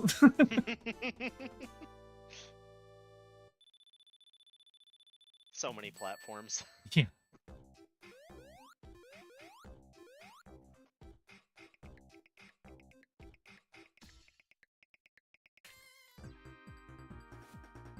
Well, it is 11 p.m. where I am at, so I think that I'm going to be logging off for the night. All right. Well, thanks for popping by, Paco. Yeah, thank you for having me on. It's been nice chatting with you, Fesh. Anytime. Yep. Well, you have a wonderful rest of your stream. Thanks. I'm sure I'll talk to you again sometime soon. Bad Envious Coder says the current version lets you just place a ROM in there, I think. Okay. Well, that's good to know. Yeah, I'm certainly not opposed to people just playing with ROMs. I don't much care for this current era of DRM everything. Especially, like, older stuff, like, especially, like, Nintendo. The way that Nintendo treats, like, their old systems, like, they pushed out a new update to the 3DS, a game that a console that they had discontinued all support for, but they pushed out a new update for it to, like, break a jailbreak hack for it. And it's like, you aren't supporting this console. People paid for it. They should be allowed to use it. For you to say, we're no longer supporting this console, but we will still update it to brick it even further, like, that's scummy behavior. You two bought it officially on Steam just for A.I.R a long time ago? Nice.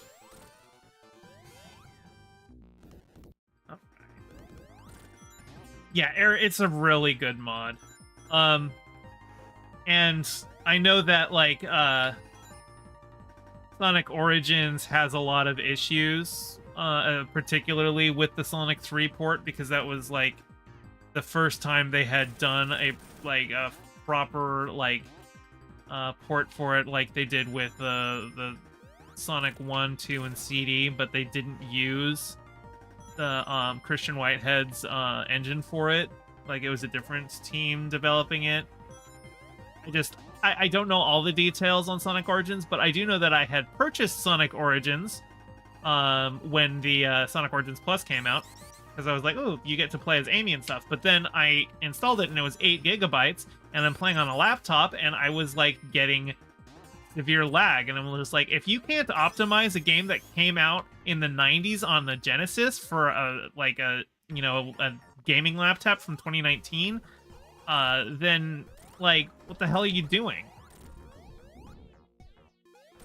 Nintendo is actively trying to make emulation illegal. Yeah, it's scummy behavior, and honestly, I feel like they should lose a lot of rights to their old catalog over that. It's like when take a TV show off of a streaming service just so that you don't have to pay royalties for it. That should just go into the public domain. Have the same thing for video games. It's like, oh, you stop supporting it on older systems, so people who own those older systems can't even play it. Like, okay, then they just get to pirate it legally. It's now in public domain again. Congratulations. Sega being loose with IP has been great for Sonic fan games. Yeah, there are a lot of Sonic fan games. I don't, vary quality, but like, I mean, Christian Whitehead, he started out like in the Sonic fan game community, didn't he? Like, didn't he make the retro engine as like a proof of concept, and then eventually just to pitch to Sega, and then Sega's like, oh yeah, this is good. You can make our mobile ports. And from that, he went on to make Sonic Mania.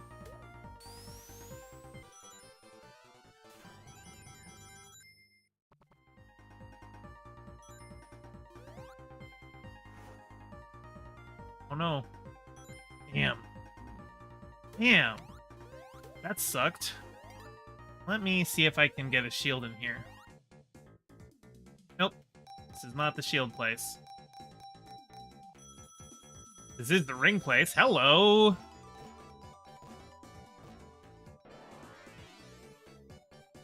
The Retro Engine V1 was for his fan game, Retro Sonic the Hedgehog, I think. Yeah. And, yeah,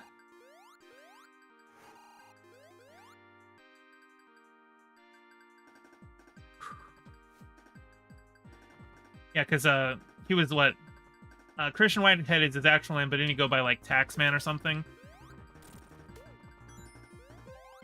Nintendo actively destroys fan projects with cease and desist orders. Yeah, I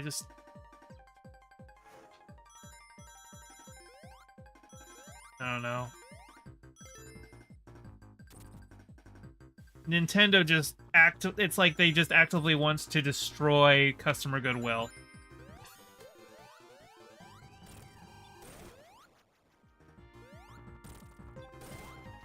Because they own Mario, and everyone knows Mario. Mario is what video games are. I mean, it used to be that every console was a Nintendo and every game was a Mario, right? So, like, instead of using that kind of name recognition to build customer goodwill, they've used it to stamp out everyone else, and it sucks.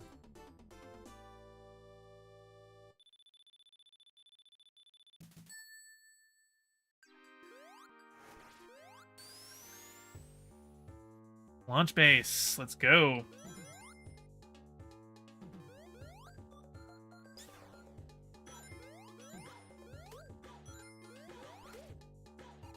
You know, as much as I played Sonic 3 on the Genesis back in the day, I never actually understood the use of the half shield until an adult.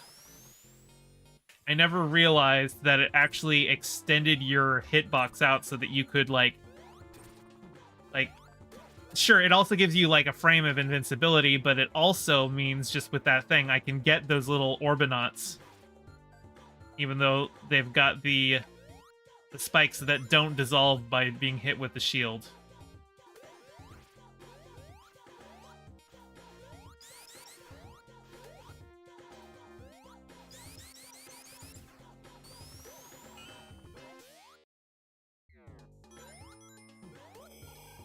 Of course, now that I've got a shield, I can't use the half shield on that guy, so I'm not going to be killing him right now.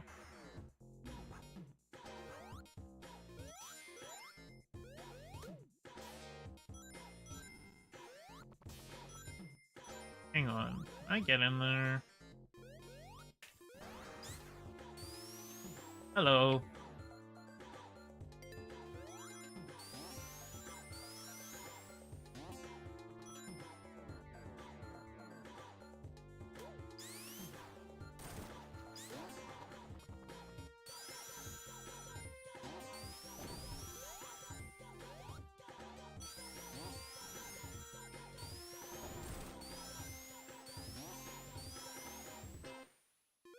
Those goes sound an awful lot like a very digitized version of Michael Jackson's voice. And I don't know if that's just a coincidence or it, because I know Michael Jackson worked on this, on the game's score. But I don't know if that's actually Michael Jackson's voice or if it just kind of sounds like it, you know? No, I had the lightning shield and then I lost it. I want the lightning shield again.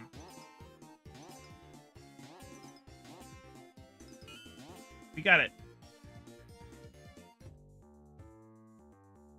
Does anybody remember Pokemon Uranium? No, you probably don't due to a Nintendo cease and desist order. Well, I've never actually played any Pokemon games other than I downloaded Pokemon Go and played it for like 5 minutes. When I was in like middle school, that was when Pokemon was first coming out as like a card game, and that was what everyone was into. And I knew there was a video game too and a cartoon, but it was just like right at the start of it coming out, and I didn't really get into it. Like, as far as I'm concerned, I remember there was like 150 Pokemons, and that's how many there should be. You know? Like, that sounds reasonable to me, 150.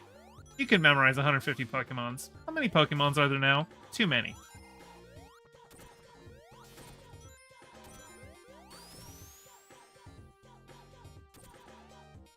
Hang on just a second. Okay. Actually, I need to... Okay. Oof. That guy almost hit me. Oh no! Oh.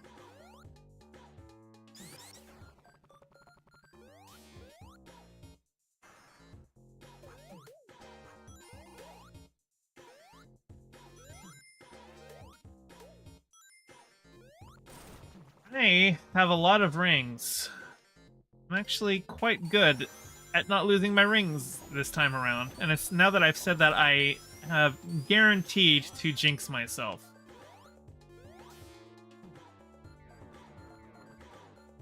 So I think coming up here is Knuckles. Hey, Knuckles. Never be in Pokemans just seemed a fad. Yeah, it just seems like a fad that's been going for, 30 years. I don't know. I don't think it'll catch on. It's only had, like, how many official game releases and now a movie and stuff like that. It'll be over any day now. It's just gonna be like Beanie Babies. Oh, no. Hang on. There we go. Let's go. Super. I lost my shield. I will not lose my rings.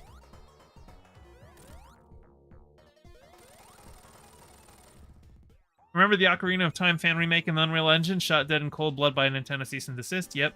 Played the hell out of Sonic 3, never owned the and Knuckles part, so it's always weird to me to play the full game. Well, yeah, I mean, like, Sonic 3 is only half of a game. Like, if there's only, what, 6 zones? Like, it was always intended to be a single game. They just couldn't make it in time for release, so they decided to split it in 2. And, like, normally, I would think, oh, you're just splitting it's like splitting a movie in 2, like when they were doing all of those, like, the Hunger Games last book got split into 2 movies, and Harry Potter's last book got split into 2 movies, and it's just like, you're just giving us half of the story. But I think there's a lot of benefit that came from the Sonic and Knuckles being that lock-on thing, because it let you play Knuckles in Sonic 2, and it also gave you, like, the whole Blue Sphere thing if you used any other cartridge with it. I think it was a pretty cool thing. Of course, I remember when they were like, oh, it's with lock-on technology. Like, when they first announced it, I thought, like, maybe they were going to have other games with that, but no, it was only ever just the one. I'm going to go super just because I don't have a shield, and I am feeling nervous.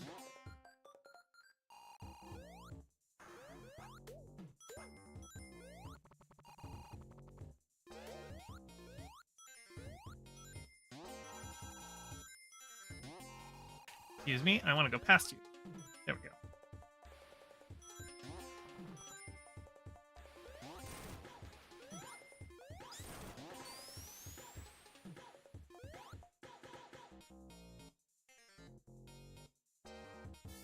Oh, well, yeah, I mean, it is a... Sonic 3 and Knuckles is a pretty long game. Like, I don't think I'm going to be finishing this tonight. I did review, like, 4 things, and I've got, you know... I've been up since, like, 7 a.m. Like, 9:15 now.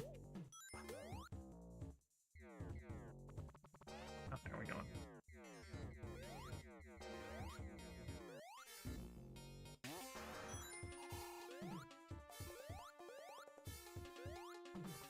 Give me. I want all the rings.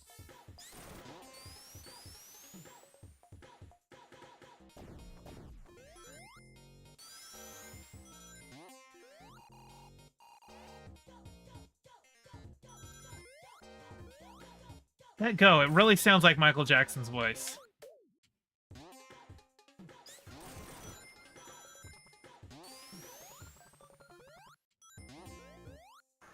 I'm dropping out of Super because I don't want to lose any more rings. As soon as I do that, there was a dude, so let me kill you, get more rings. I think I'm coming up on the boss here. Anyway. Okay.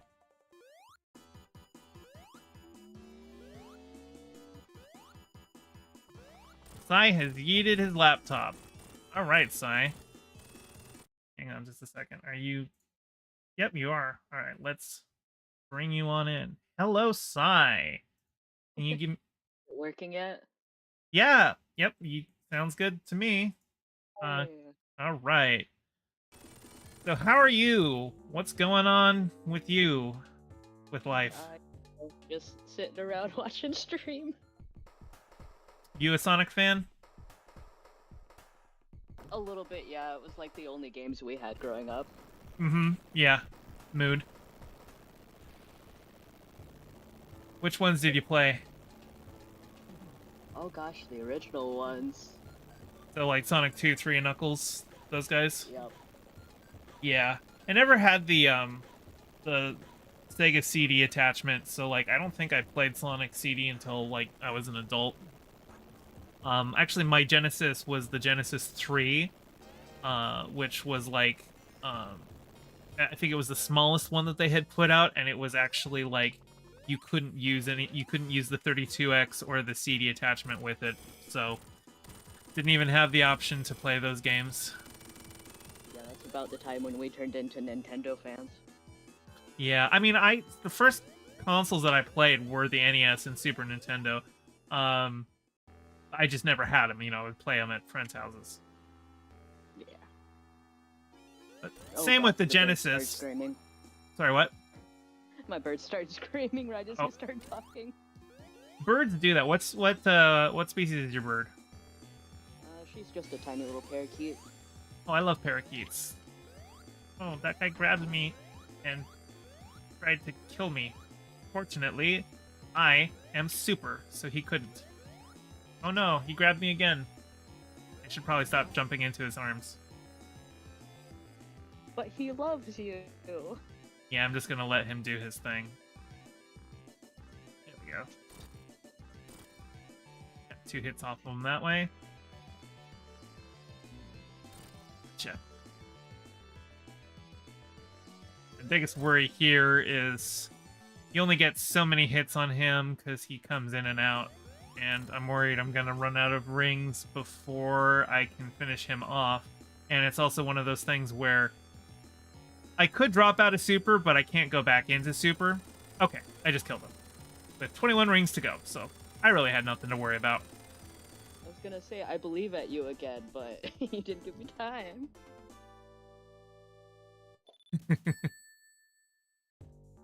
Bill Portley says, the last Sonic I played for a bit was Sonic Advance. Yeah, I never had a Game Boy Advance, so I never played that one. I remember playing Sonic Rush for the DS.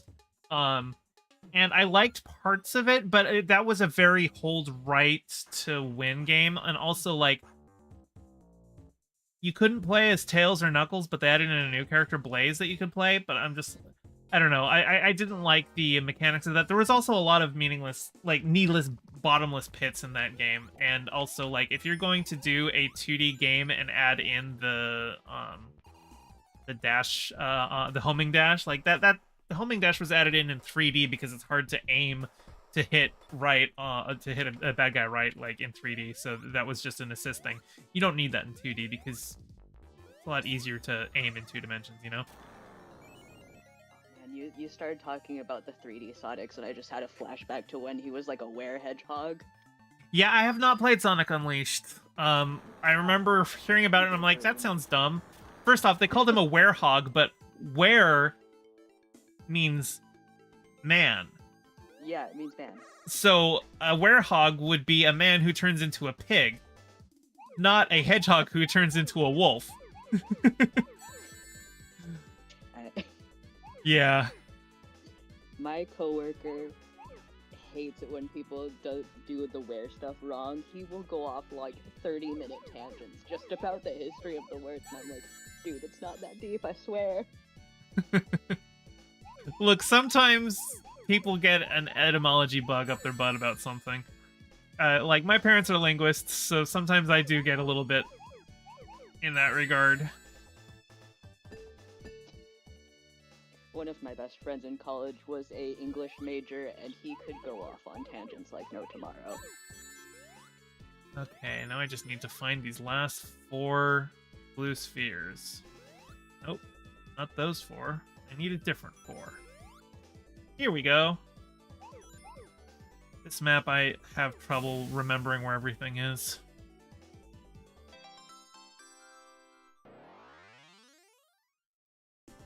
So how was your 4th? I live on an Indian reservation, so we had all of the fireworks till Oh, yeah. 3 or 4. Yeah, that's where you get all the good stuff. Where you get the illegal stuff, but that's legal on the reservation. Going under federal law is the best. Yeah.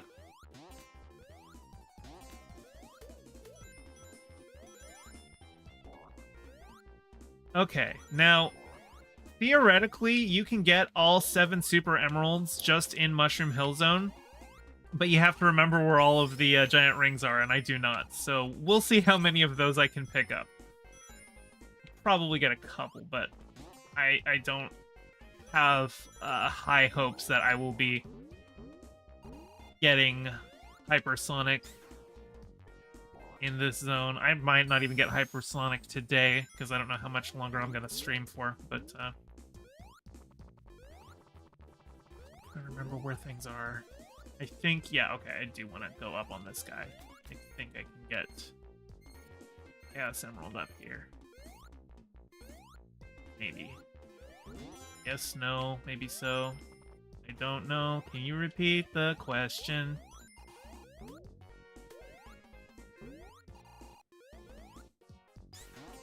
It's usually when we get to all the green levels where my brain just loses its mind. The green levels? Yeah, because it's like, oh, there's green in the foreground and green in the background. Oh, yeah. Well, you've got the big trees. That's got some red in it, you know? Breaks it up a think I little get up bit. there. Yeah.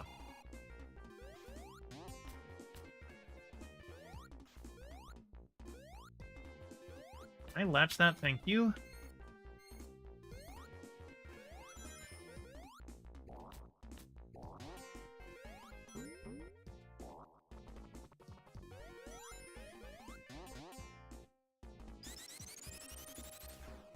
I'm just looking for my Chaos Emeralds.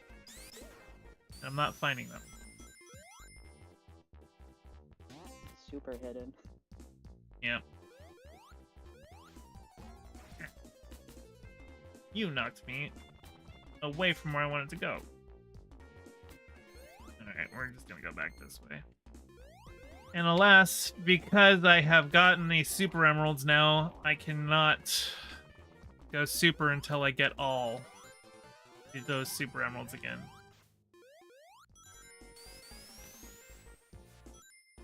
Ooh, here's one. You found the elusive ring. Yeah. Like I said, there's a lot of them. It's just, you have to remember where they are.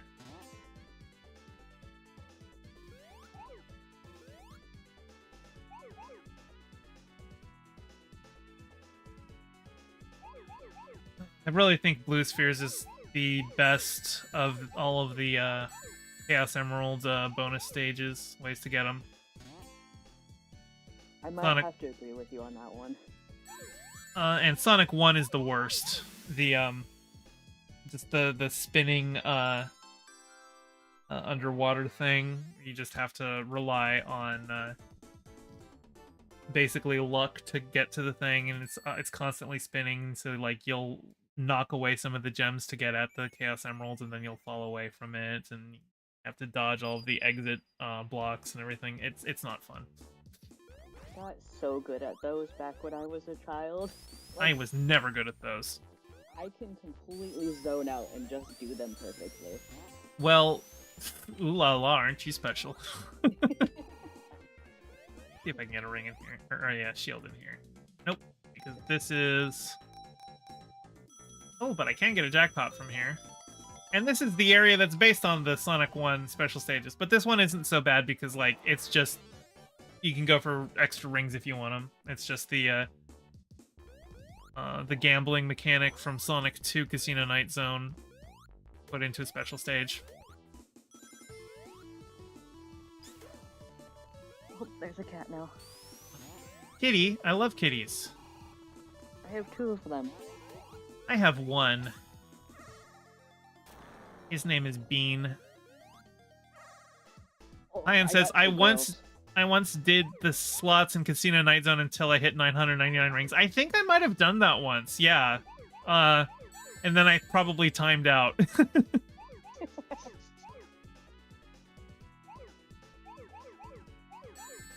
You stop getting extra lives after, like, the 300 rings.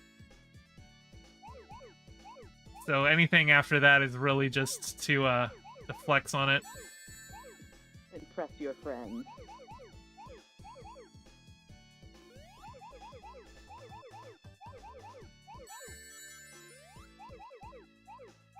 Another emerald in the bag.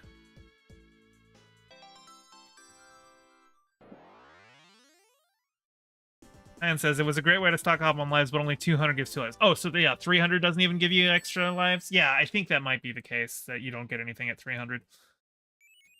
Oh my goodness. Cats are making a mess. Oh no, God. oh no. Okay, so that's, I think, 3 emeralds, and that's just in the first zone. I think there are... Oh no, I want to go back because there was... my boy, my favorite, the lightning shield.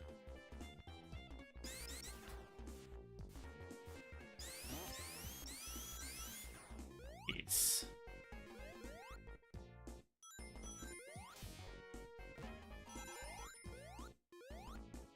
The stream delay always wakes me out on these.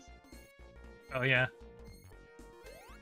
Well, You're saying one thing, but the screen is doing another thing. yeah, it's always like, whenever I get pulled into a streamer's voice, I'm like, hang on, before I do anything, I have to mute stream because I cannot handle hearing duplicate. Oh no, I lost my shield. You boss will die for such an offense. Oh, I got 10 rings out of that. Whenever I get one of those ring boxes, I save it for the next act. That way I get a head start on the rings. Okay, Knuckles. What are you gonna do? You gonna pull a switch? I guess the switch caused some wind. I never understood what that was.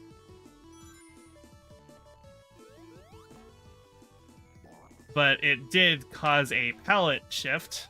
It caused autumn to happen. Yeah, I guess. Which is nice. Like, it is nice to have... Ooh, there is. Yoink. Alright, let's get another Infinity Stone.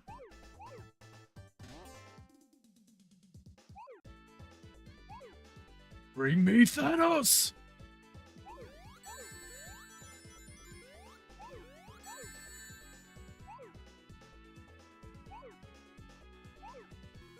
pretty sure, like, I'm stealing that joke from Vosh. Vosh is the one who called the Chaos. Vosh called the Infinity Stones the Chaos Emeralds. I mean, it doesn't help that they're similar colors. Well, I mean, there's 7 Chaos Emeralds. There's only so many primary colors, you know? Primary and secondary colors, so... You're going to have some... Primary colors are just a cultural construct. Yeah, but there's still only so many of them. Like, sure, you could go... Yes, there's an infinite number of colors, but if they're too close to each other, you're not really going to get, like, you know, a good distinction between them. Also, this game... the Genesis did have, you know, a limited amount of colors they could show on screen. And I think it looks better for gems to have vibrant colors, so when you do that, you want them to all look different to each other, you know? I am going weird ways because I'm looking for my emeralds. And that guy just stole my rings. You will pay. I think there might be something up here. Hang on. The definition of getting the most out of your game. Java, I'm trying to chat with people, but you are in my face.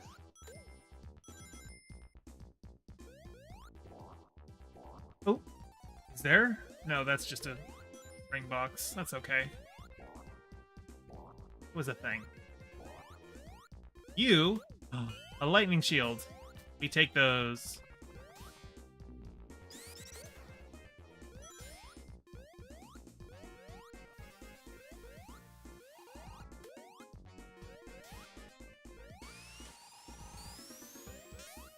Hang on. I am going to disable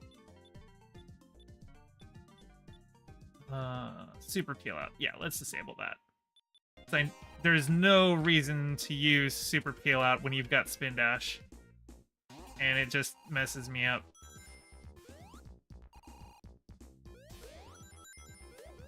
I'm not expecting it to be an ability because they added it. It's the spin dash ability from Sonic CD, but it's inferior because it doesn't turn you into a roll, so you can peel out right into somebody who's going to hit you. Big damage. And I don't like that. So, I was never a fan of the super peel out. But, tell you what I am a fan of. Chaos Emeralds.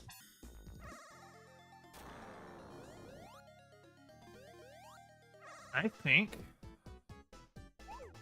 that's 5 that I'm getting from Mushroom Hill. I think that is a fairly respectable amount to get.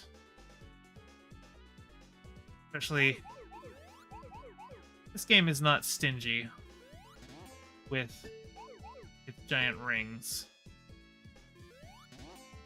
Now, finding giant rings in later stages is a little bit more difficult, but assuming I don't mess this one up, it shouldn't be too big an issue. To get 2 more. Hoping I can get those 2 more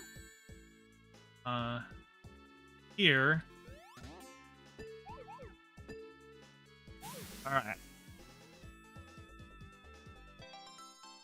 Bill Portley says, wasn't it a 16-bit color palette? Yep.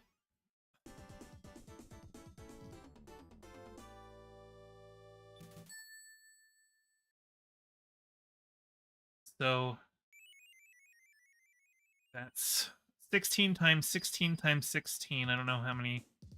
512 colors up to approximately 1,500, including shadow and a highlight button. Okay, yeah. Yeah, so limited number of colors. You want your emeralds to look distinct from each other.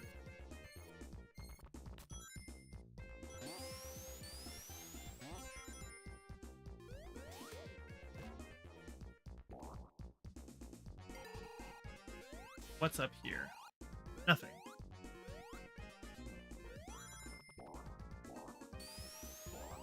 Uh-oh. It's the boss time. No!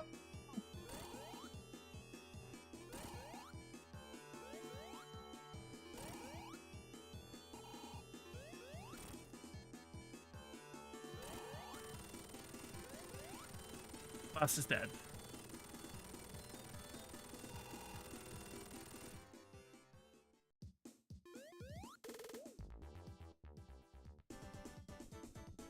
So, I just need to find 2 more giant rings in other zones, and those I usually always just kind of accidentally find.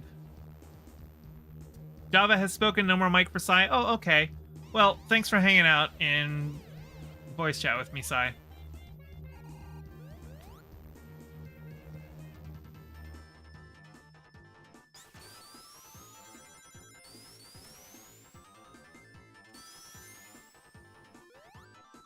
Actually, Jump is your cat. Let's turn on Tails Assist because I know there is a thing up here. Yes. Tails, drop. Also, no more Tails Assist.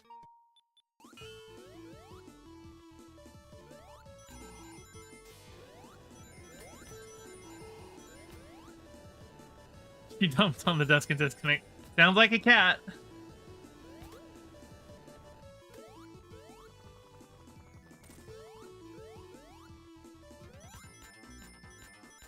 She was like, "You're paying attention to somebody who isn't me."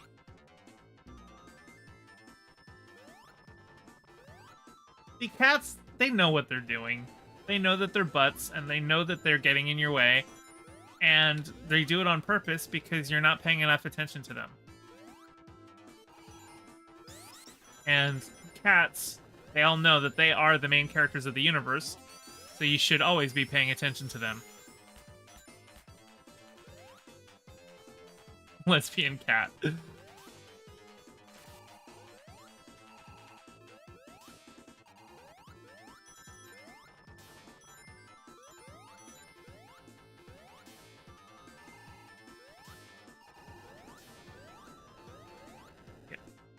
Wing. No, I lost my shield. That was my shield. I wanted it.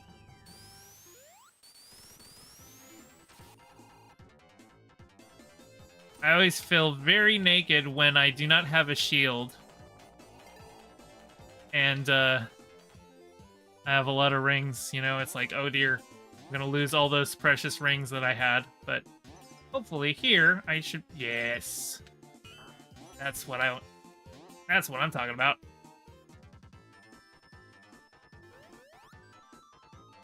Oh, you know what? Tails Assist time. Yes. And Tails Assist off.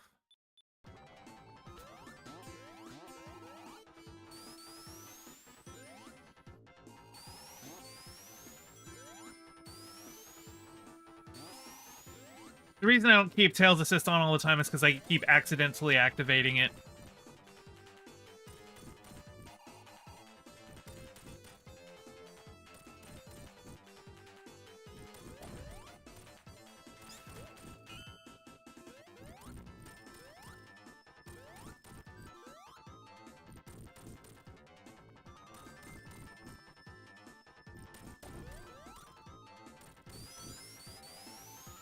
Alright, Hyan, I don't know, we'll see how... I'm playing it by ear right now. I'm feeling alright, so we'll probably be going for a little while. Oh.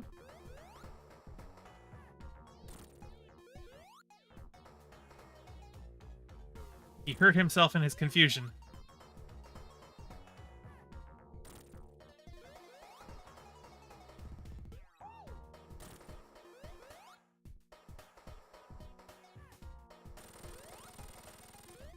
Dead boss.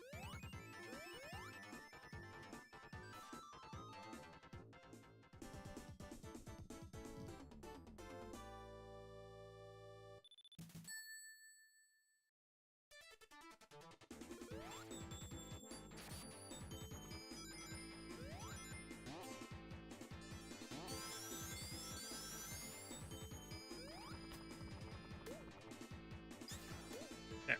So you both, so you don't keep hurting me. Oh no!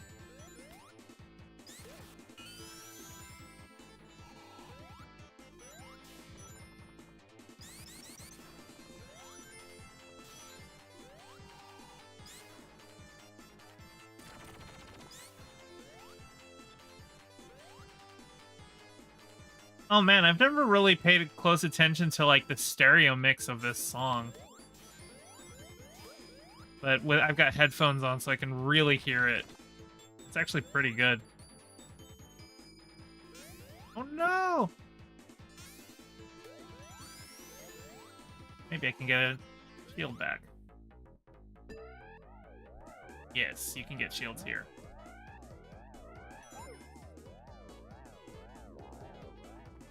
Not the best shield, but it is a shield.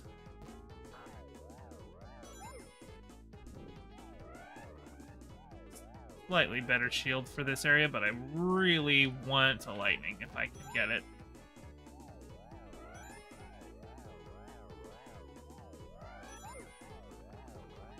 Nope, did not want that one. Okay. Oh no, Tails, you picked up my... Oh well. It's fine.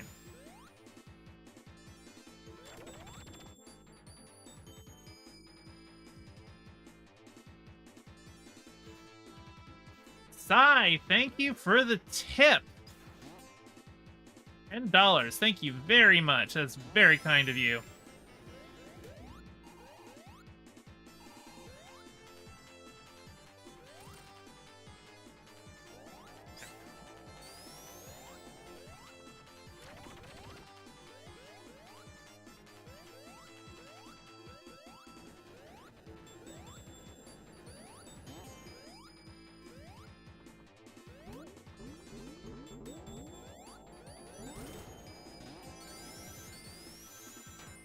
Oh, you didn't annoy anything. I'm always happy to talk to people. Sometimes I just, you know, I'm a little new to the whole streaming game. And, just because you watch a bunch of streams doesn't mean you have the skill set necessary to keep a stream entertaining. And so it's, you were helping out by having somebody to talk to.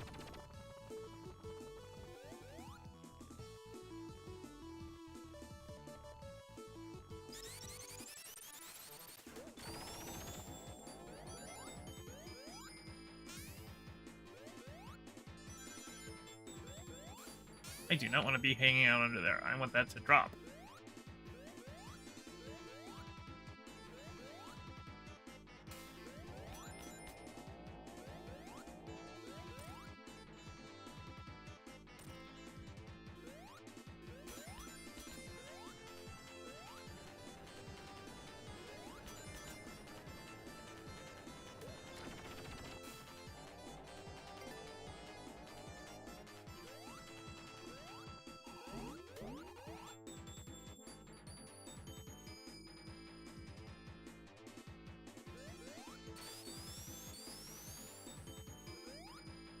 I should probably have an alert sound for when I get donations.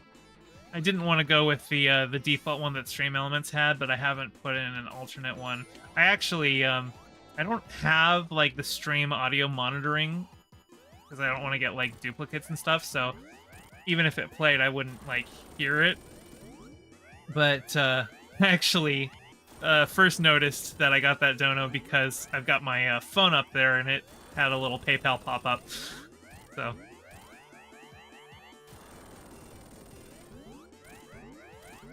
it actually doesn't matter how many times I hit that thing.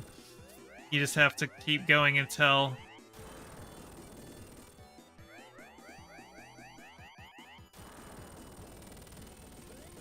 That's right, Eggman. You destroyed your own thing. Your flying fortress is falling.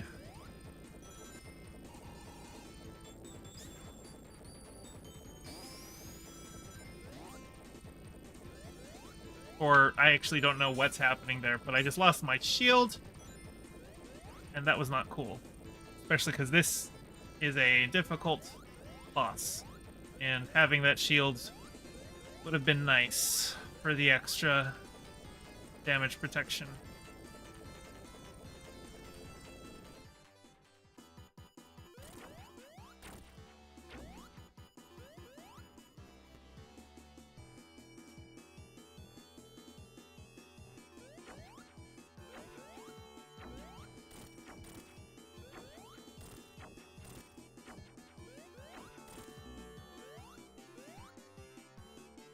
Come along.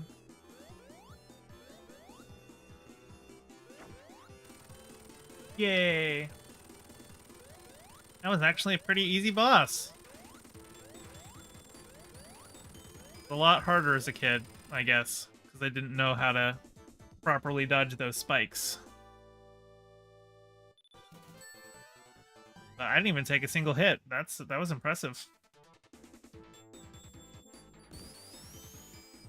This boss is hard, just kidding.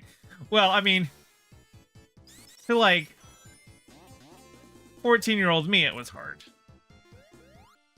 But significantly older me, you know, not to shit talk a kid, but you know, skill issue.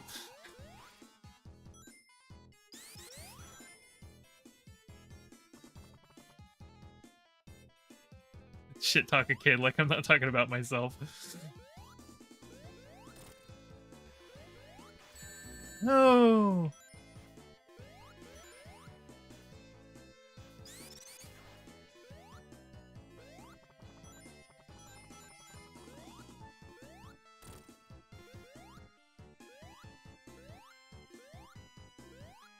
That is weird that that sand flows upward.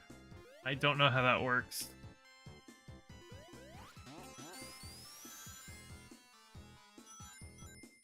What do we got in here? Just rings. Yeah, I'm just gonna let that do its thing. I know there are giant rings in Sandopolis, I just don't know where they are. Pretty much every time I get one here, it's by accident.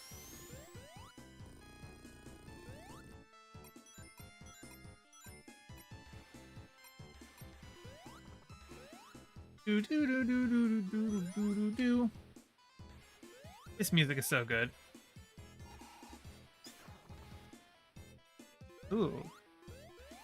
There's a stairway up here. I wonder. How dare you?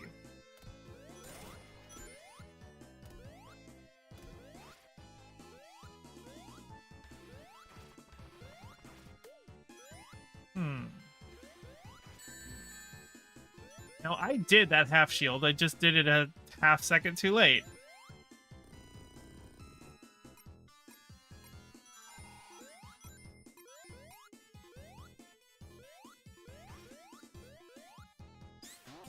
I guess it really doesn't matter if I have 50 rings or not, because, like, I don't have Hypersonic yet.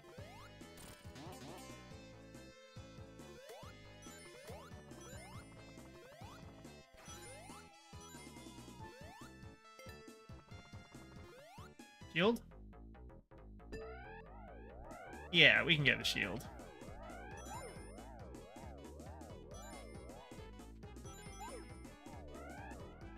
Nope, that shield went away.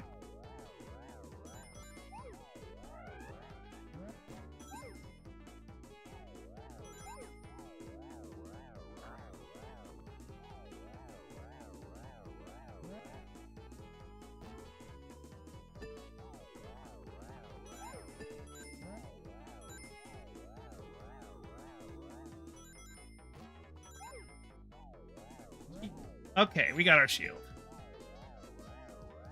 Now I'm going down, because all I cared about was the shield.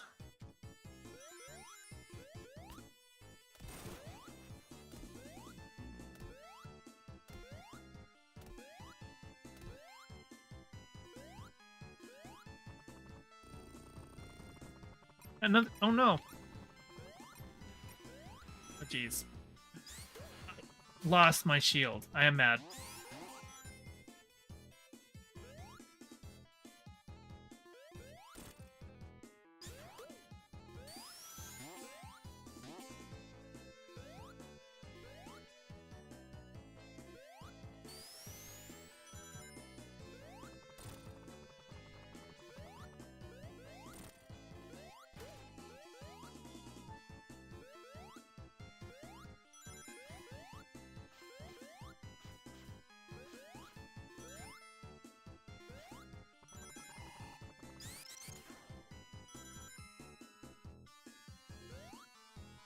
The music in this zone is so good.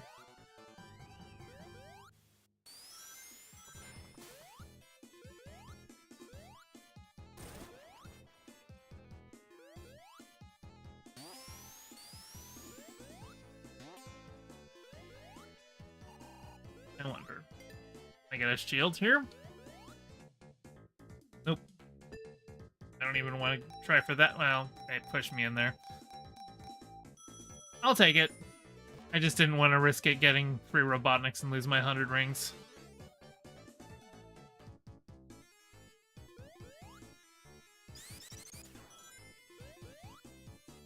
That's another thing. When I was a kid, he wasn't Eggman, he was Robotnik. They didn't really start calling him Eggman in the US until, like, Sonic Adventure. Okay, now here comes the dumbest boss in the game. You literally just bait the boss.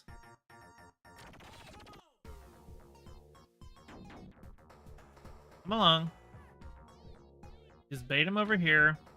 You don't touch him.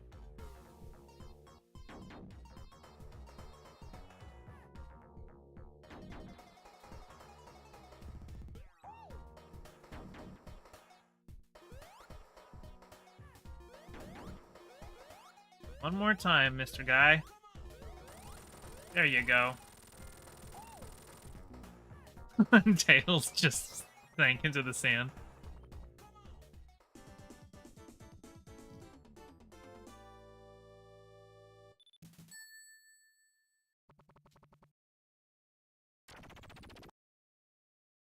Oh boy.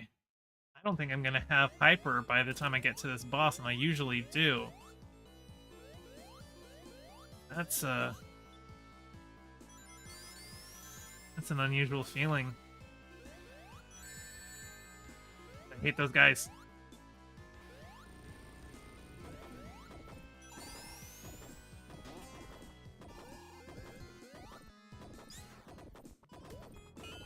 Hey. Excuse me. There.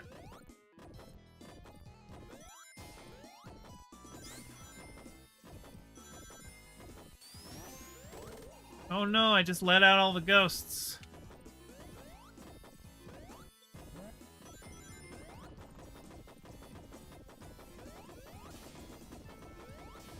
I make it up here. I have faith that I can. Yes. Hey, good call. Good call, Gayfesh. Okay, I've got all of the ones over here. 2 more. This is like the worst one. Trying to get perfect on this one is a fool's errand. Like, there is no point to doing that just in Sonic 3 and Knuckles. Getting it in Mania makes sense if you're trying to get all gold medallions, but here, no. Don't even try for the rings. It will go too fast. You will just lose control of your character.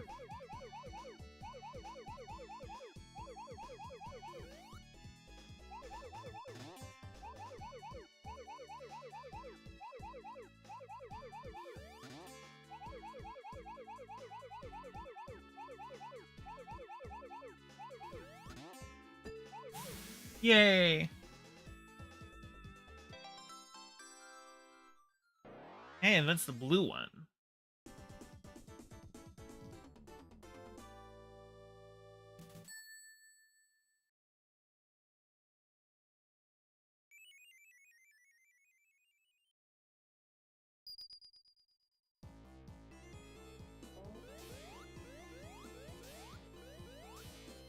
I go down here, maybe?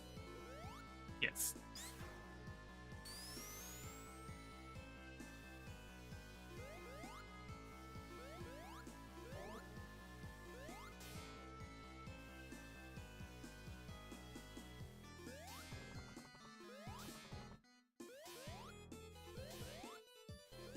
Okay, I don't think I can make that up there.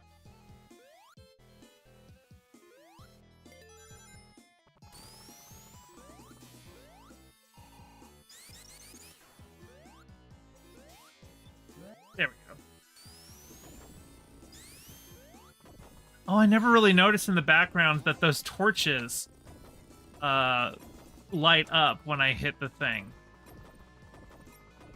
I need to pay attention to the torches in the background once it starts getting dimmer.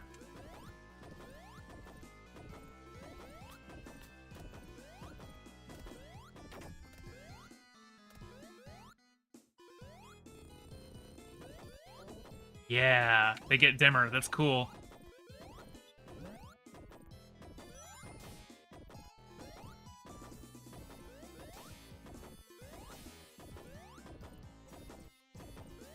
Oh my god, hang on. Let's start that over.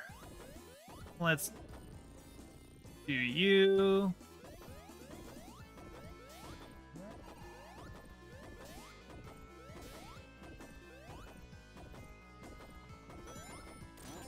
There we go.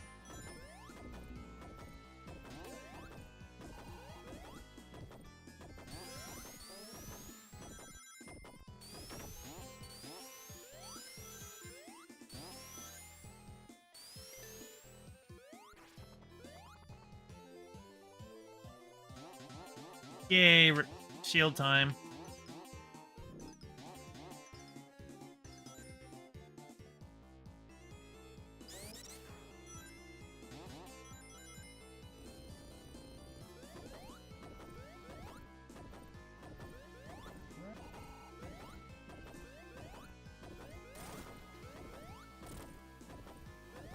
Come on, Sand. Come on up. There we go.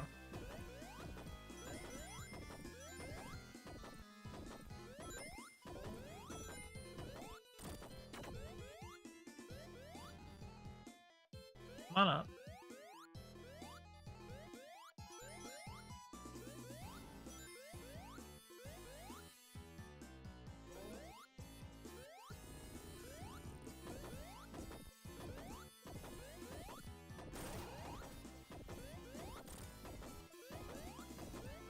There we go.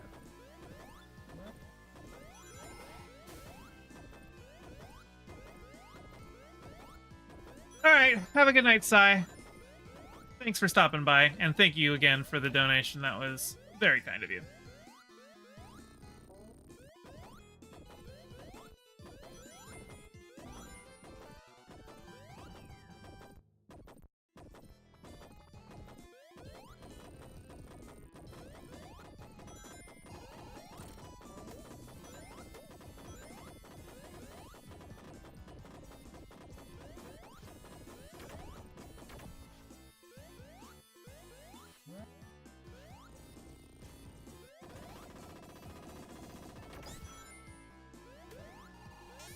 Oh.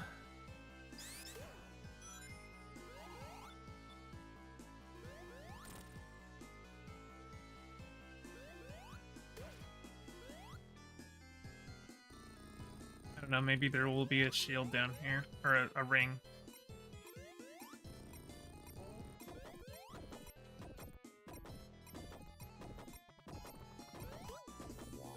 Oh, there's a shield. I'll take those.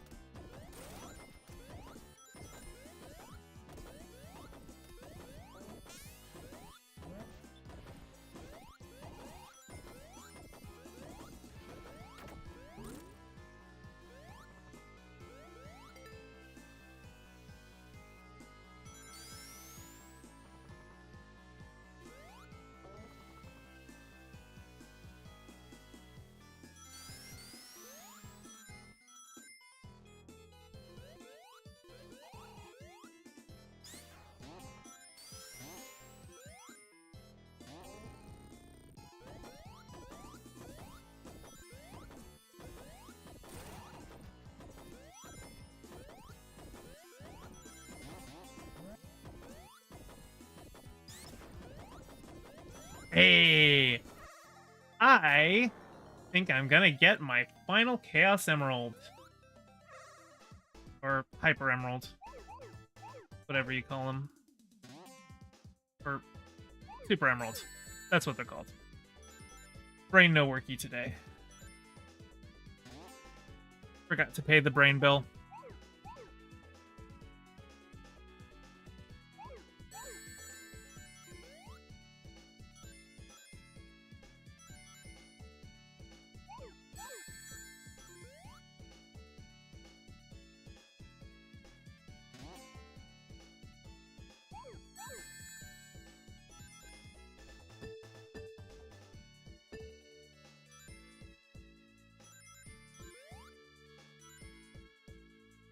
That's not what I was for.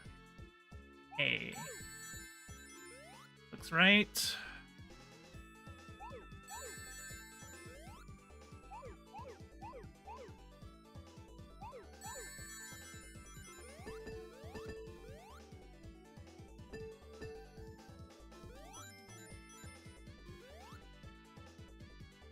Here we go.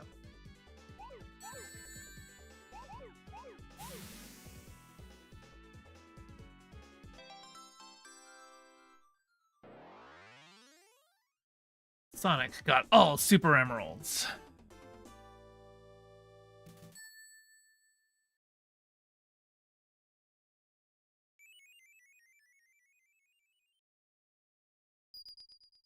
Yay. That means I have unlocked the good ending where I have a final fight. Now Sonic can be hypersonic.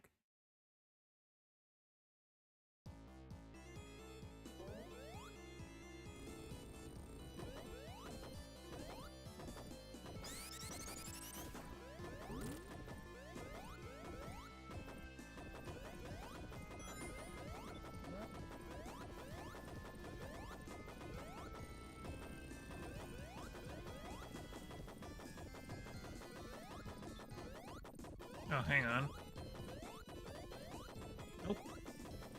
Okay, so let's try this one again.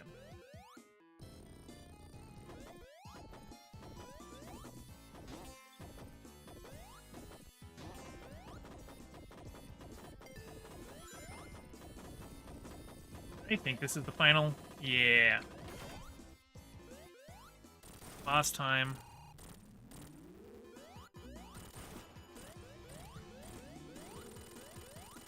And immediately kill boss. Okay.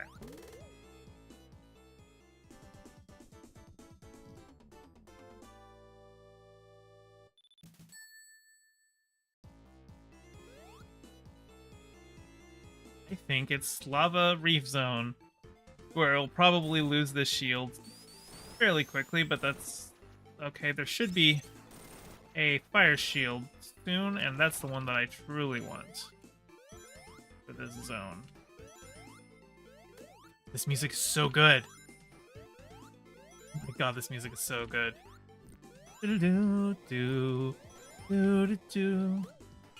Lighting, I'll take that. But for this area, you really want fire.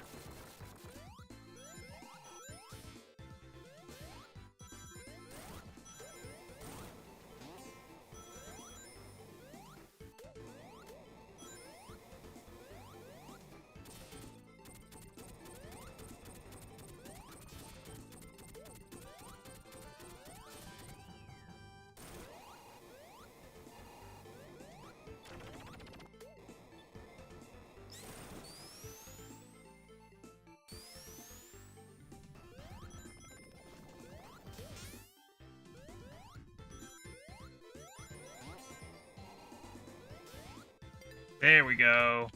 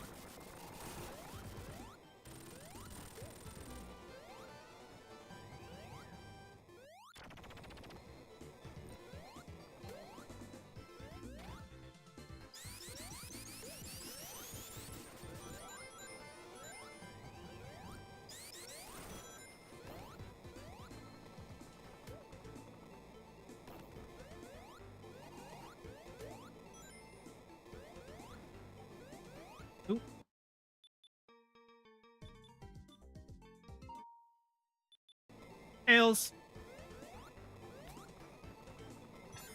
Thank you.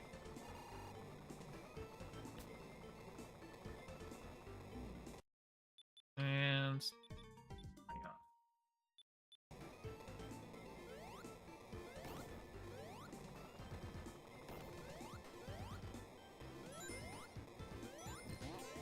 on. For 175, yeah, we're just gonna go hyper for the rest of this. Ooh, I almost got smooshed there.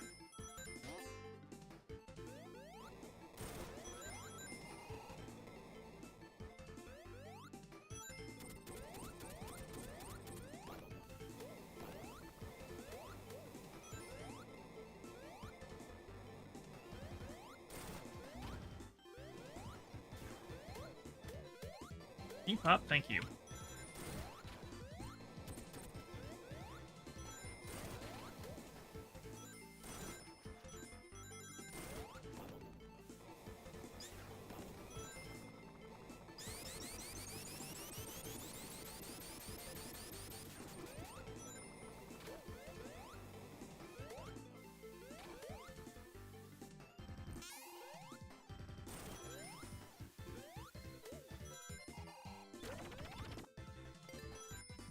Last time.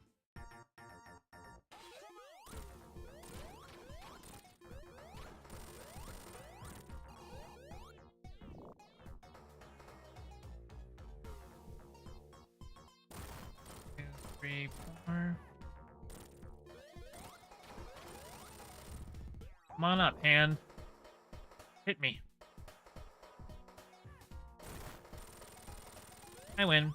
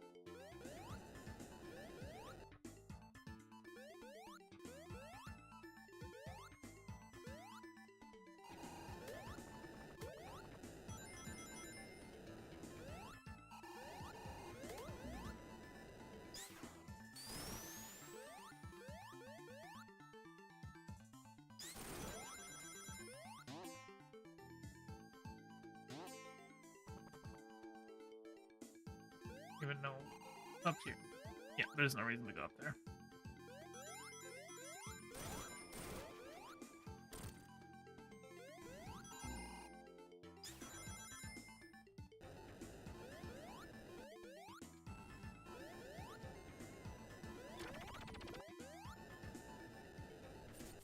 Oh god. No! I knew I was gonna lose my shields. Your name is one syllable, so it's not Hyan, it's Hyun. Am I saying that one? Is that the way to say it?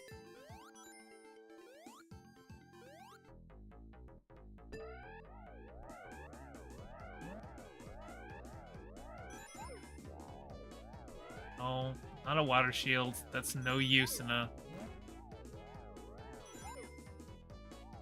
fire zone. Oh. I don't think I'm gonna... Yeah, oh well.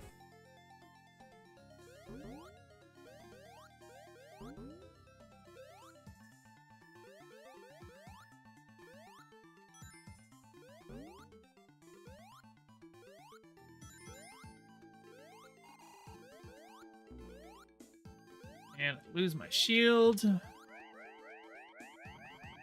Bullshit, I tell you.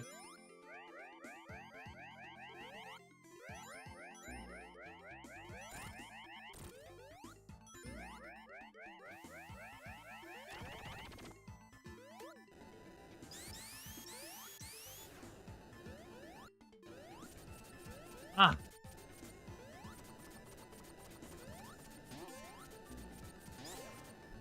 Okay, I got my fire shield back.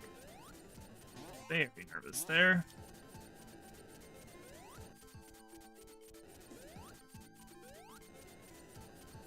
But I'm also now kind of at the point where I could go Super Saiyan. But I want to hold off and get more rings.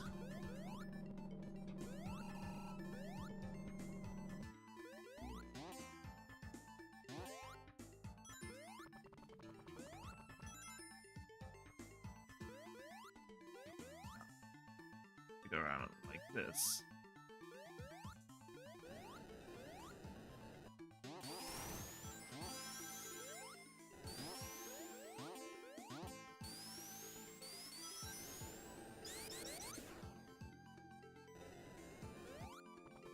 Oh god. Yeah, I am gonna go hyper just for that, at least.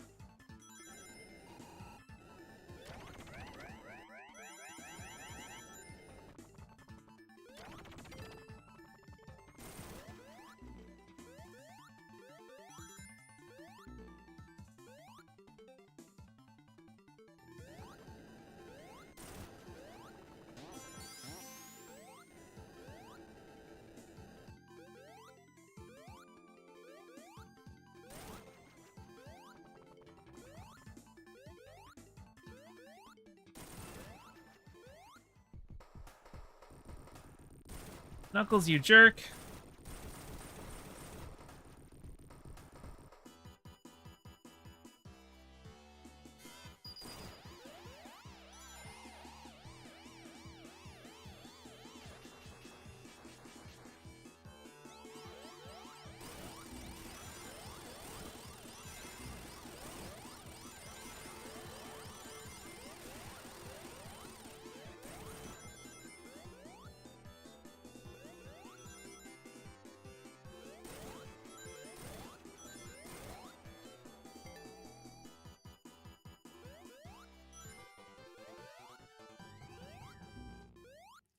Whew.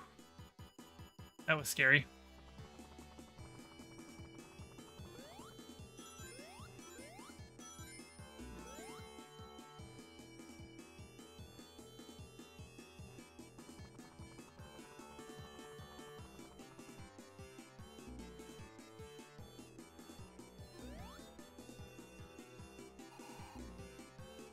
Where's the boss? There we go. Yeah, I can't directly do any damage to him. This is just a wait for him to kill himself kind of a thing.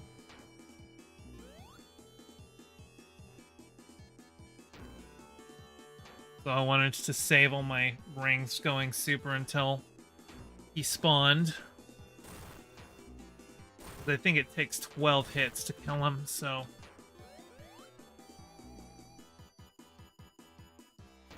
I'm trying to remember what zone is after this one. Because I've been playing Sonic Mania so much, like, I want to think, like... I don't even remember what one's after this one, but he just hit me. I had to get off the lava real quick.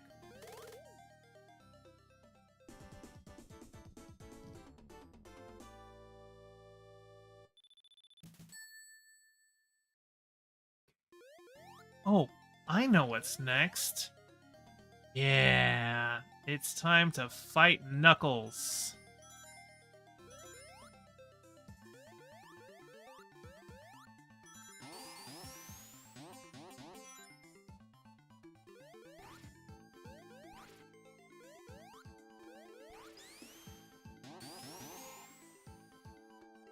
And I don't get enough rings here to go super or hypersonic to fight Knuckles, I don't think. That's okay. He's not that hard of a boss. But maybe I can get rings in here. Yeah.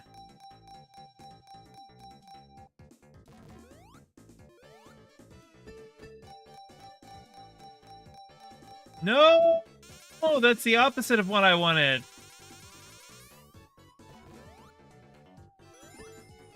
In my hubris and greed, I lost all of my rings and then I just got knocked out of here. Well, I'm definitely not going hyper for this fight then.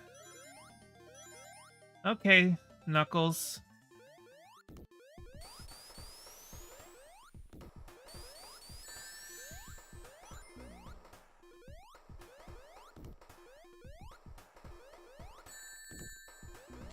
Oh dear.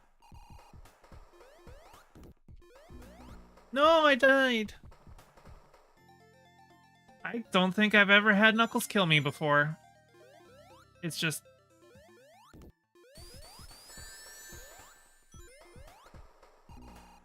I have to...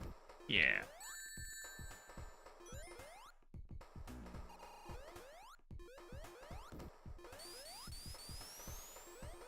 Knuckles did do some fisty.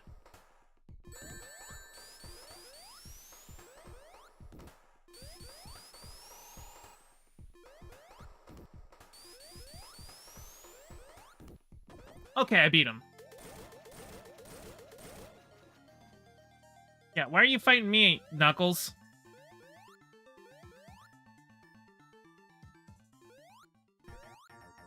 Yeah, Eggman's the one stealing from you, man. He's got the Super Emerald. And I'm not going to jump up when he electrocutes him because I don't know if that will damage me. And I have no rings, so I cannot afford to take damage at this point. Come on, Knuckles, we're friends now.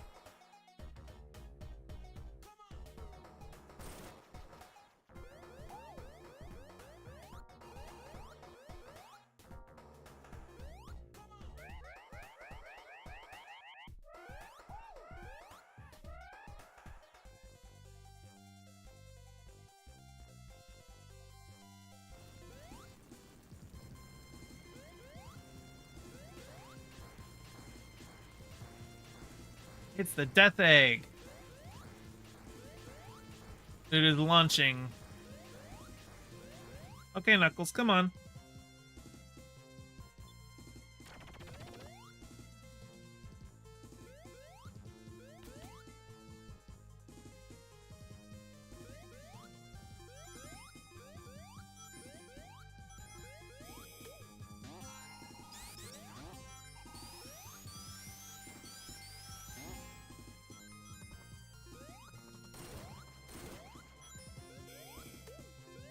This is a very triumphant piece of music.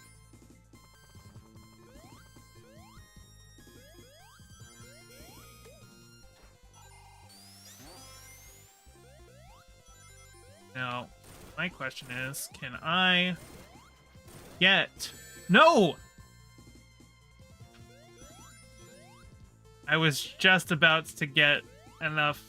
Oh, and I'm going the wrong way. You knocked me back to the beginning. Oh my god. I am mad.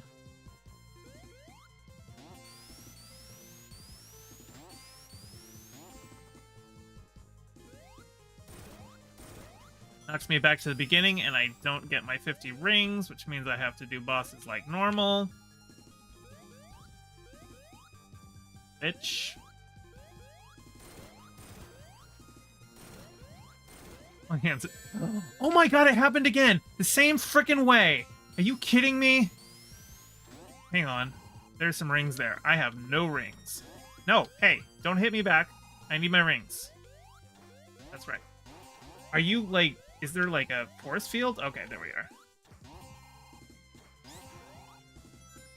There. And a shield. Yes, I think I will be taking that. And it was also a shortcut.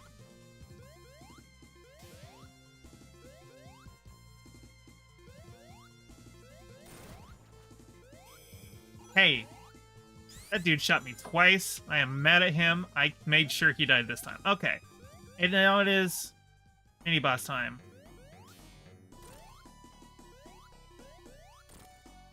Oh yeah, that's another thing. Oh no, I lost my shield! This is the Sonic 1 boss music because this guy is the Sonic 1 boss. Of course, it's Metal Sonic instead of Eggman, but hello, Nuana. I don't know what Majin Buu means.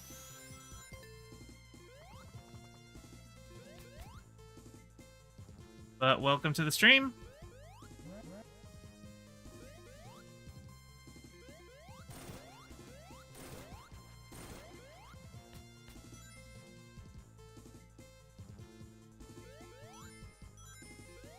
Hey, a shield. We take those.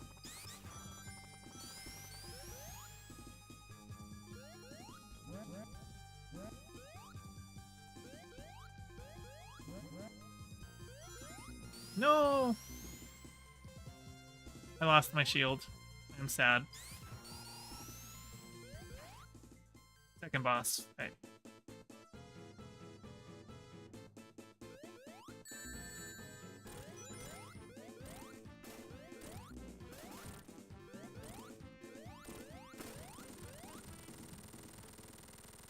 Yeah, I don't think I'm gonna get to go hyper here. But yeah, this zone is just kind of a boss rush. Oops. Just Metal Sonic playing the hits from the previous games.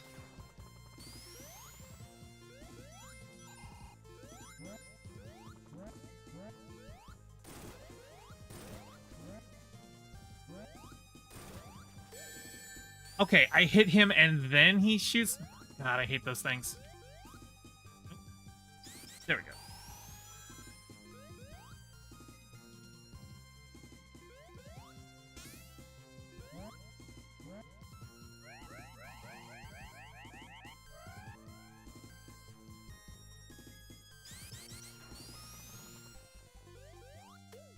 go. Ooh. That guy could have got me. I got really lucky in hitting him.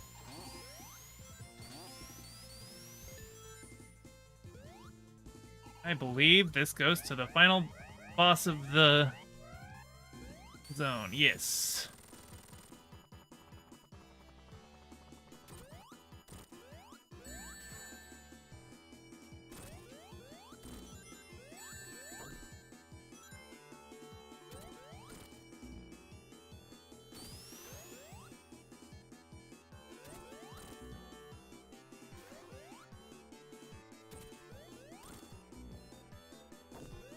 It's learning his patterns. Ooh.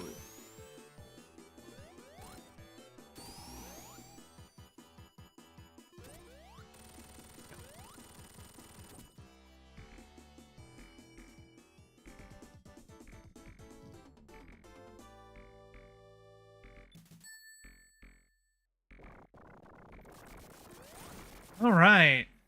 You know what? I think I might actually beat the game tonight. I'm feeling all right. I'm getting a little tired, but I think I should be able to hold out for Death Egg Zone. I've gotten this far with Hypersonic, so I could get the true ending. I feel like I should.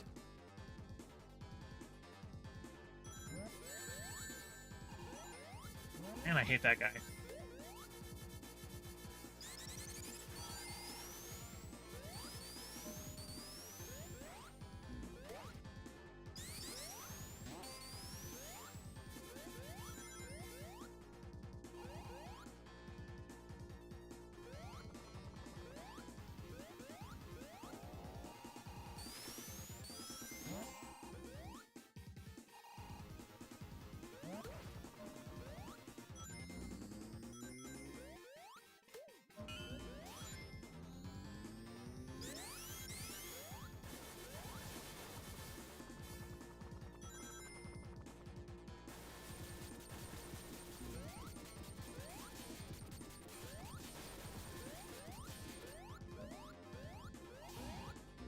No! He took my shield.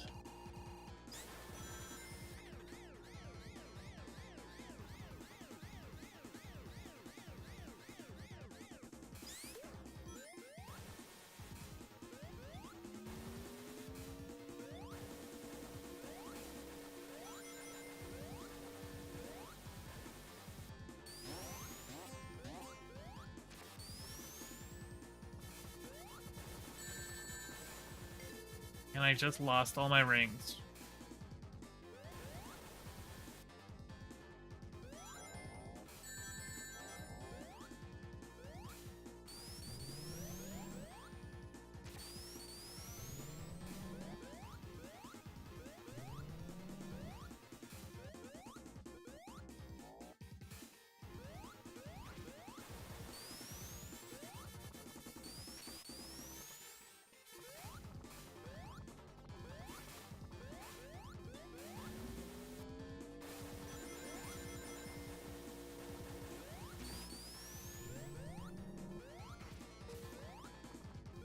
Oh, good. It does like... that's cool. I was able to skip out of that, because,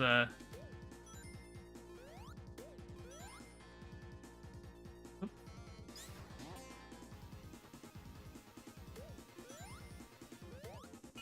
Don't mind if I do.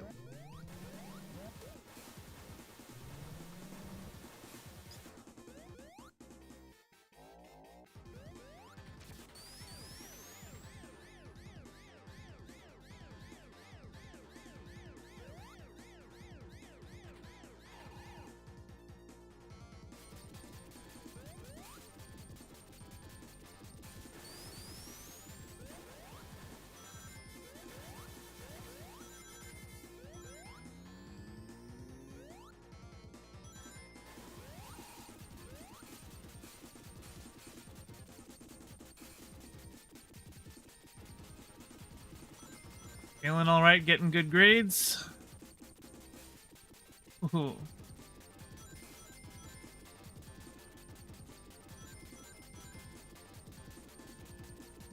I think I can stand on those things fine with the lightning shield, but I don't want to risk it in case I'm wrong.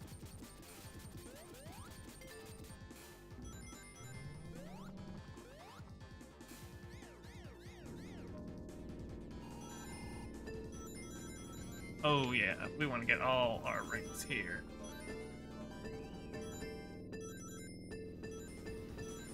Lots of rings to be gotten here. Go to the other side, and boom.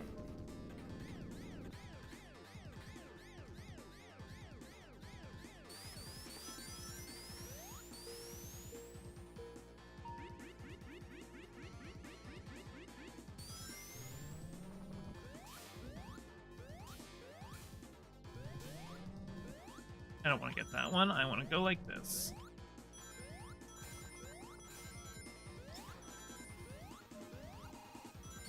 Ooh.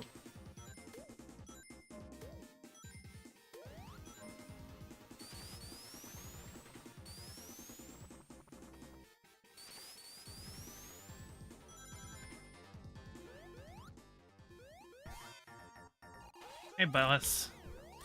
Let's take you out.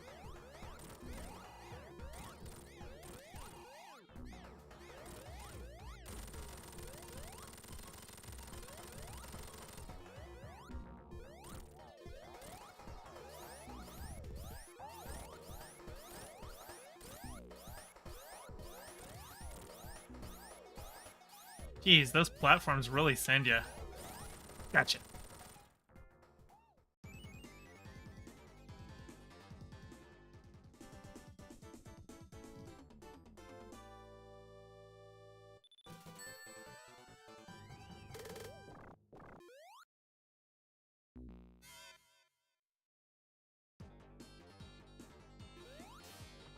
Out there? Nope.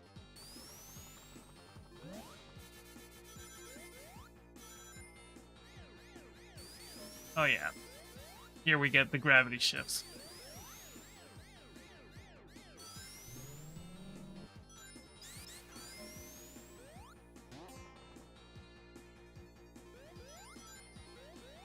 No!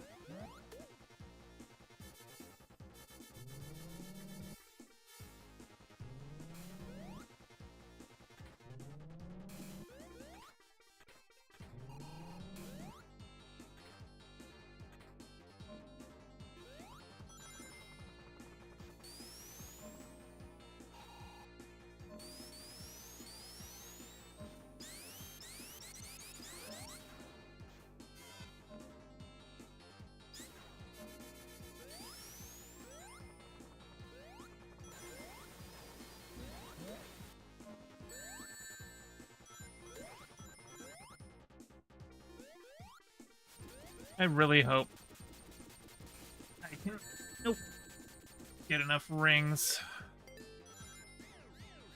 to cheese the boss.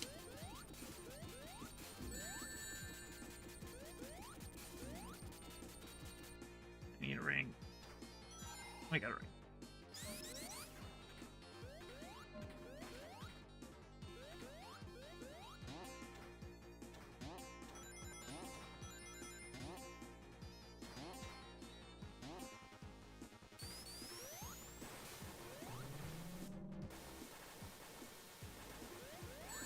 Ow.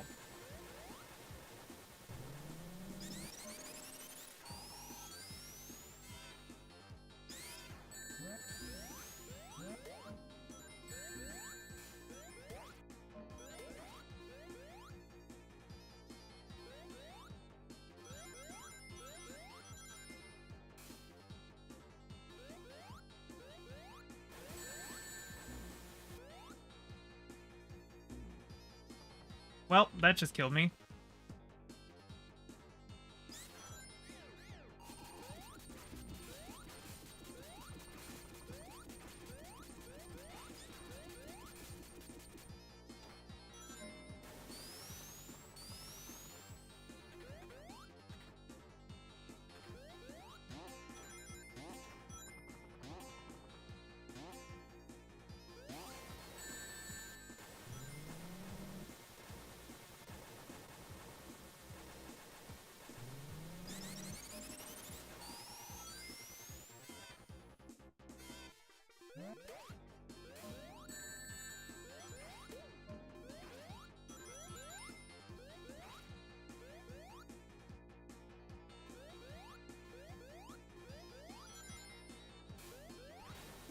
Yeah, let's do it.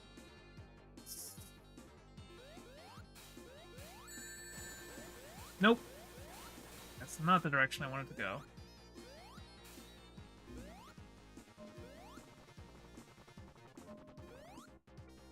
See if I get it respawned after this. Yes, okay. I'm still probably gonna die again. I made it. Whoo! And I got a ring. And there we go. Checkpoint. Oh no. Okay, ring. This sounds hard. Don't know if you can tell.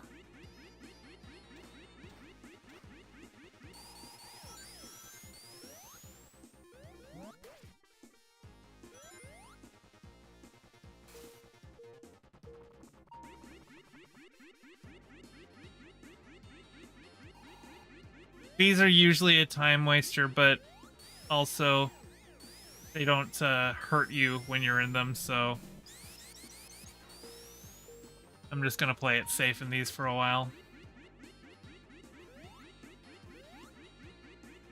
Also, the boss in Act 2 of this zone, like, Super Sonic doesn't help too much in it. It's more of a mechanics fight.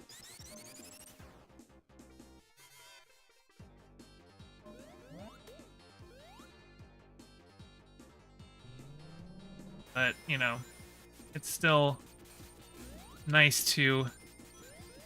Yeah, that's right, okay. I am just gonna walk on these then. Let's see if I can get some rings in here.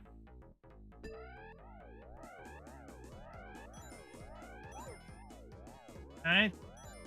I will take some rings. Oh well. I didn't want to get that, but maybe I'll get lucky.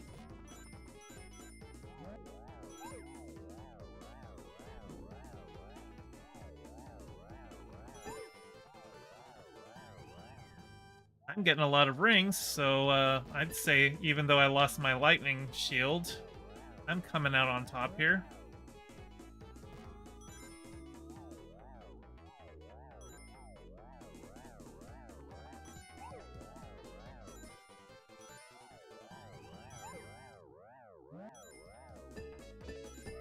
I'm just gonna go down here now.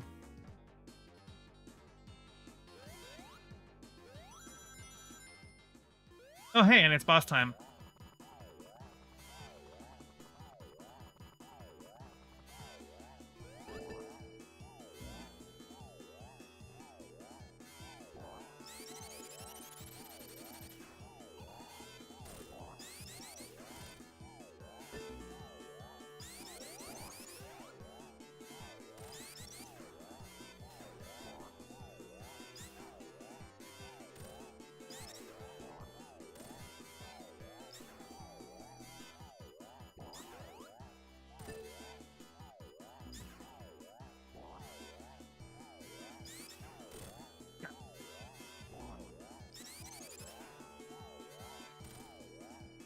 Let's see. Got it.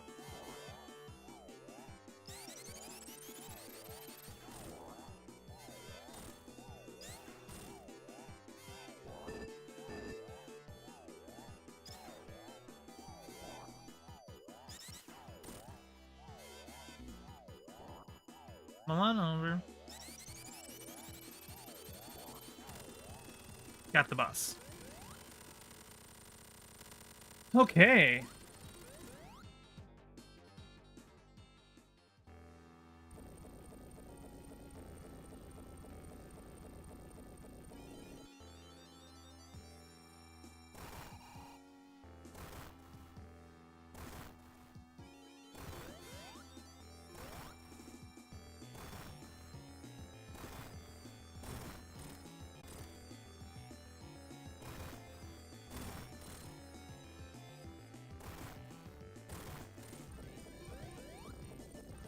Okay, boss.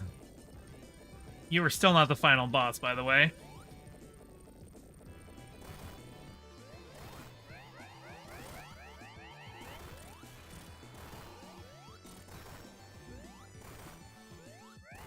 You want to be careful, though, because if I am not careful, I can fall. Okay.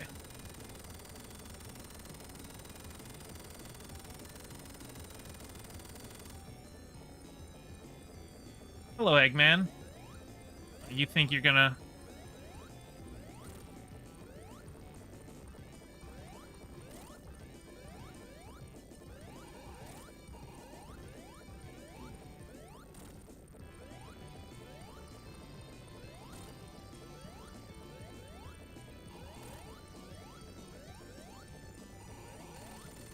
Whew, I almost fell off there.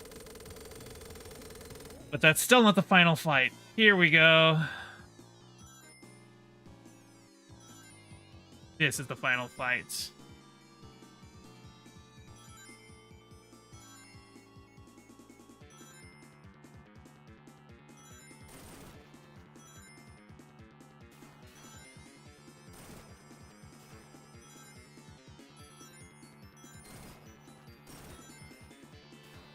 Oh no.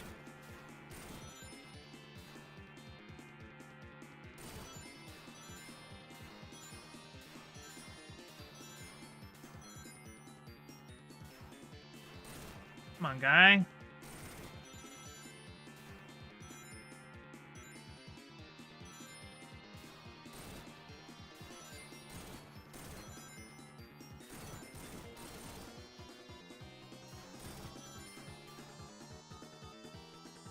Or, there you are.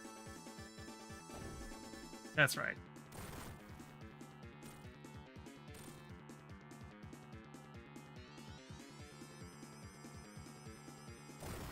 Yeah.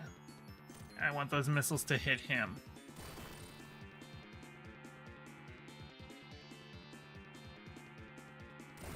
Yep.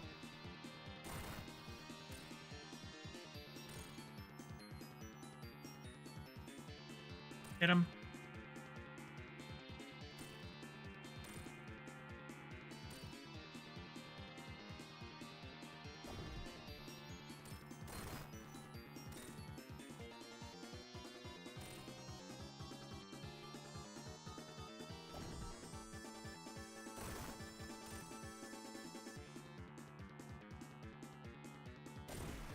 Yay! I think I just beat the game.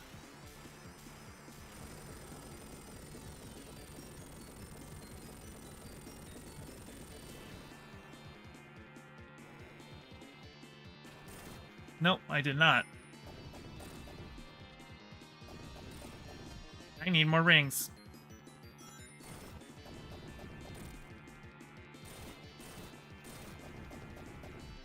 Oh my god. Where's my rings? Well, I just died. This is a hard... Okay. I have to... If I spam the jump button, I go faster, so I need to be doing that here while I'm collecting all of my rings. That way, I have more opportunities to hit him.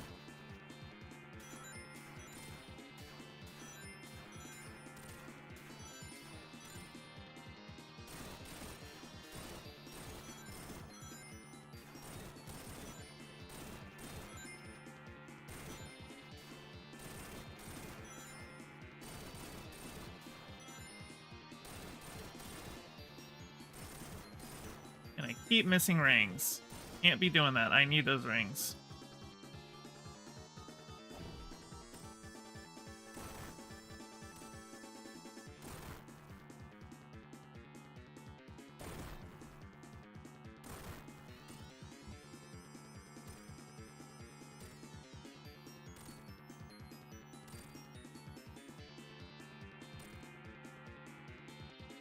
Fire.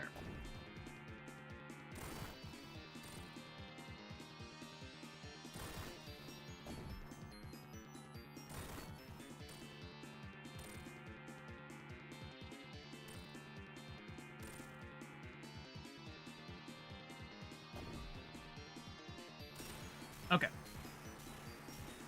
I need rings. Are you gonna give me more rings?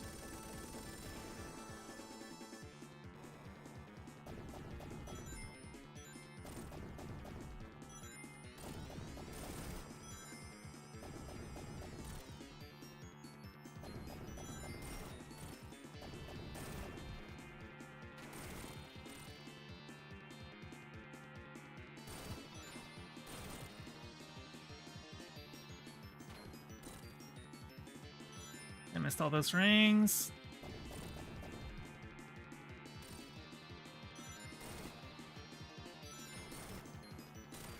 Okay. I have won the game. Oh.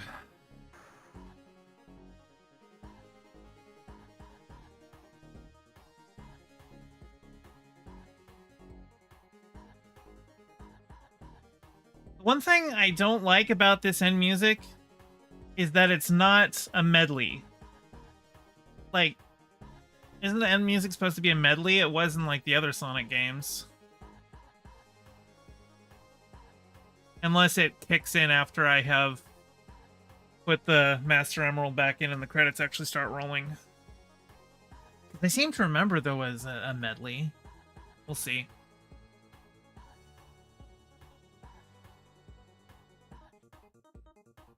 Master Emerald is back in place. Knuckles, Angel Island gets to go back in the sky.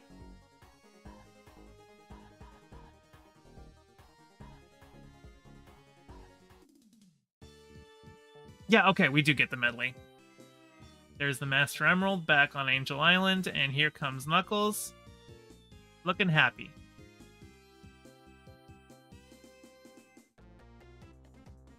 Yeah, we do get the medley now. Okay. Well, I'm going to let these credits roll out, and then I'm going to probably call it for the night. Oh, yeah, no, like, that is so many end bosses. Like, the, you beat the boss in Act 2, and then you go to, like, a totally different giant boss that has, like, 3 phases. One with the hands, one with the giant bit, and then one where you chase him down with the Master Emerald, and then you go to the Doomsday Zone if you've unlocked Hyper. He's got 2 phases there. And I think that was the first time that the game had a true ending if you unlock all the emeralds, because in Sonic 2 you got the the final boss was the same final boss, but this is the first time that Sonic had a special final boss for specifically Super Mode. The gravity shifting had to have ruined childhoods. How did they expect so much? Hey, listen, we managed.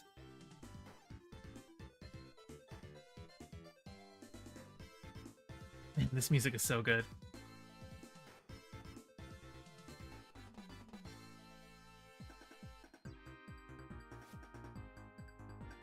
It's a shame that, like, in Sonic Origins, a bunch of the music from Sonic 3 and Knuckles, like, gets replaced because it's stuff that Michael Jackson worked on.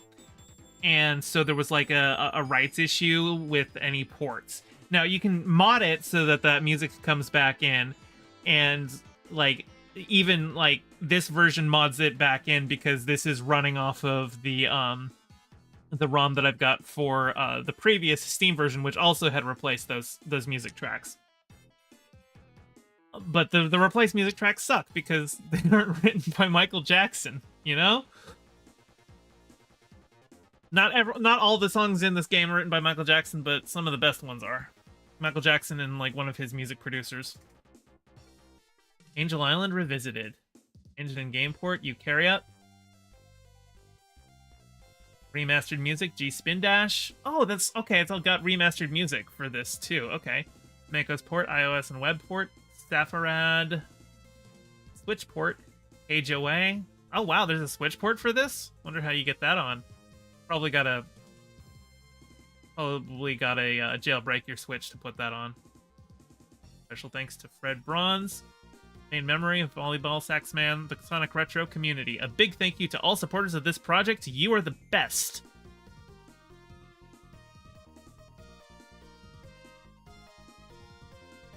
Sonic 3 and Knuckles.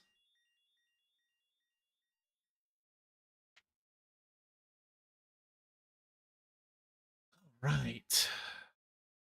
Sonic the Hedgehog 3 and Knuckles. That is the good ending screen. All right. Well, thank you all so much for joining me today. If you hung out the entire time, thank you for enjoying all of my movie and TV reviews and my gameplay. And Sai, once again, thank you so much for the donation. And y'all have a wonderful evening.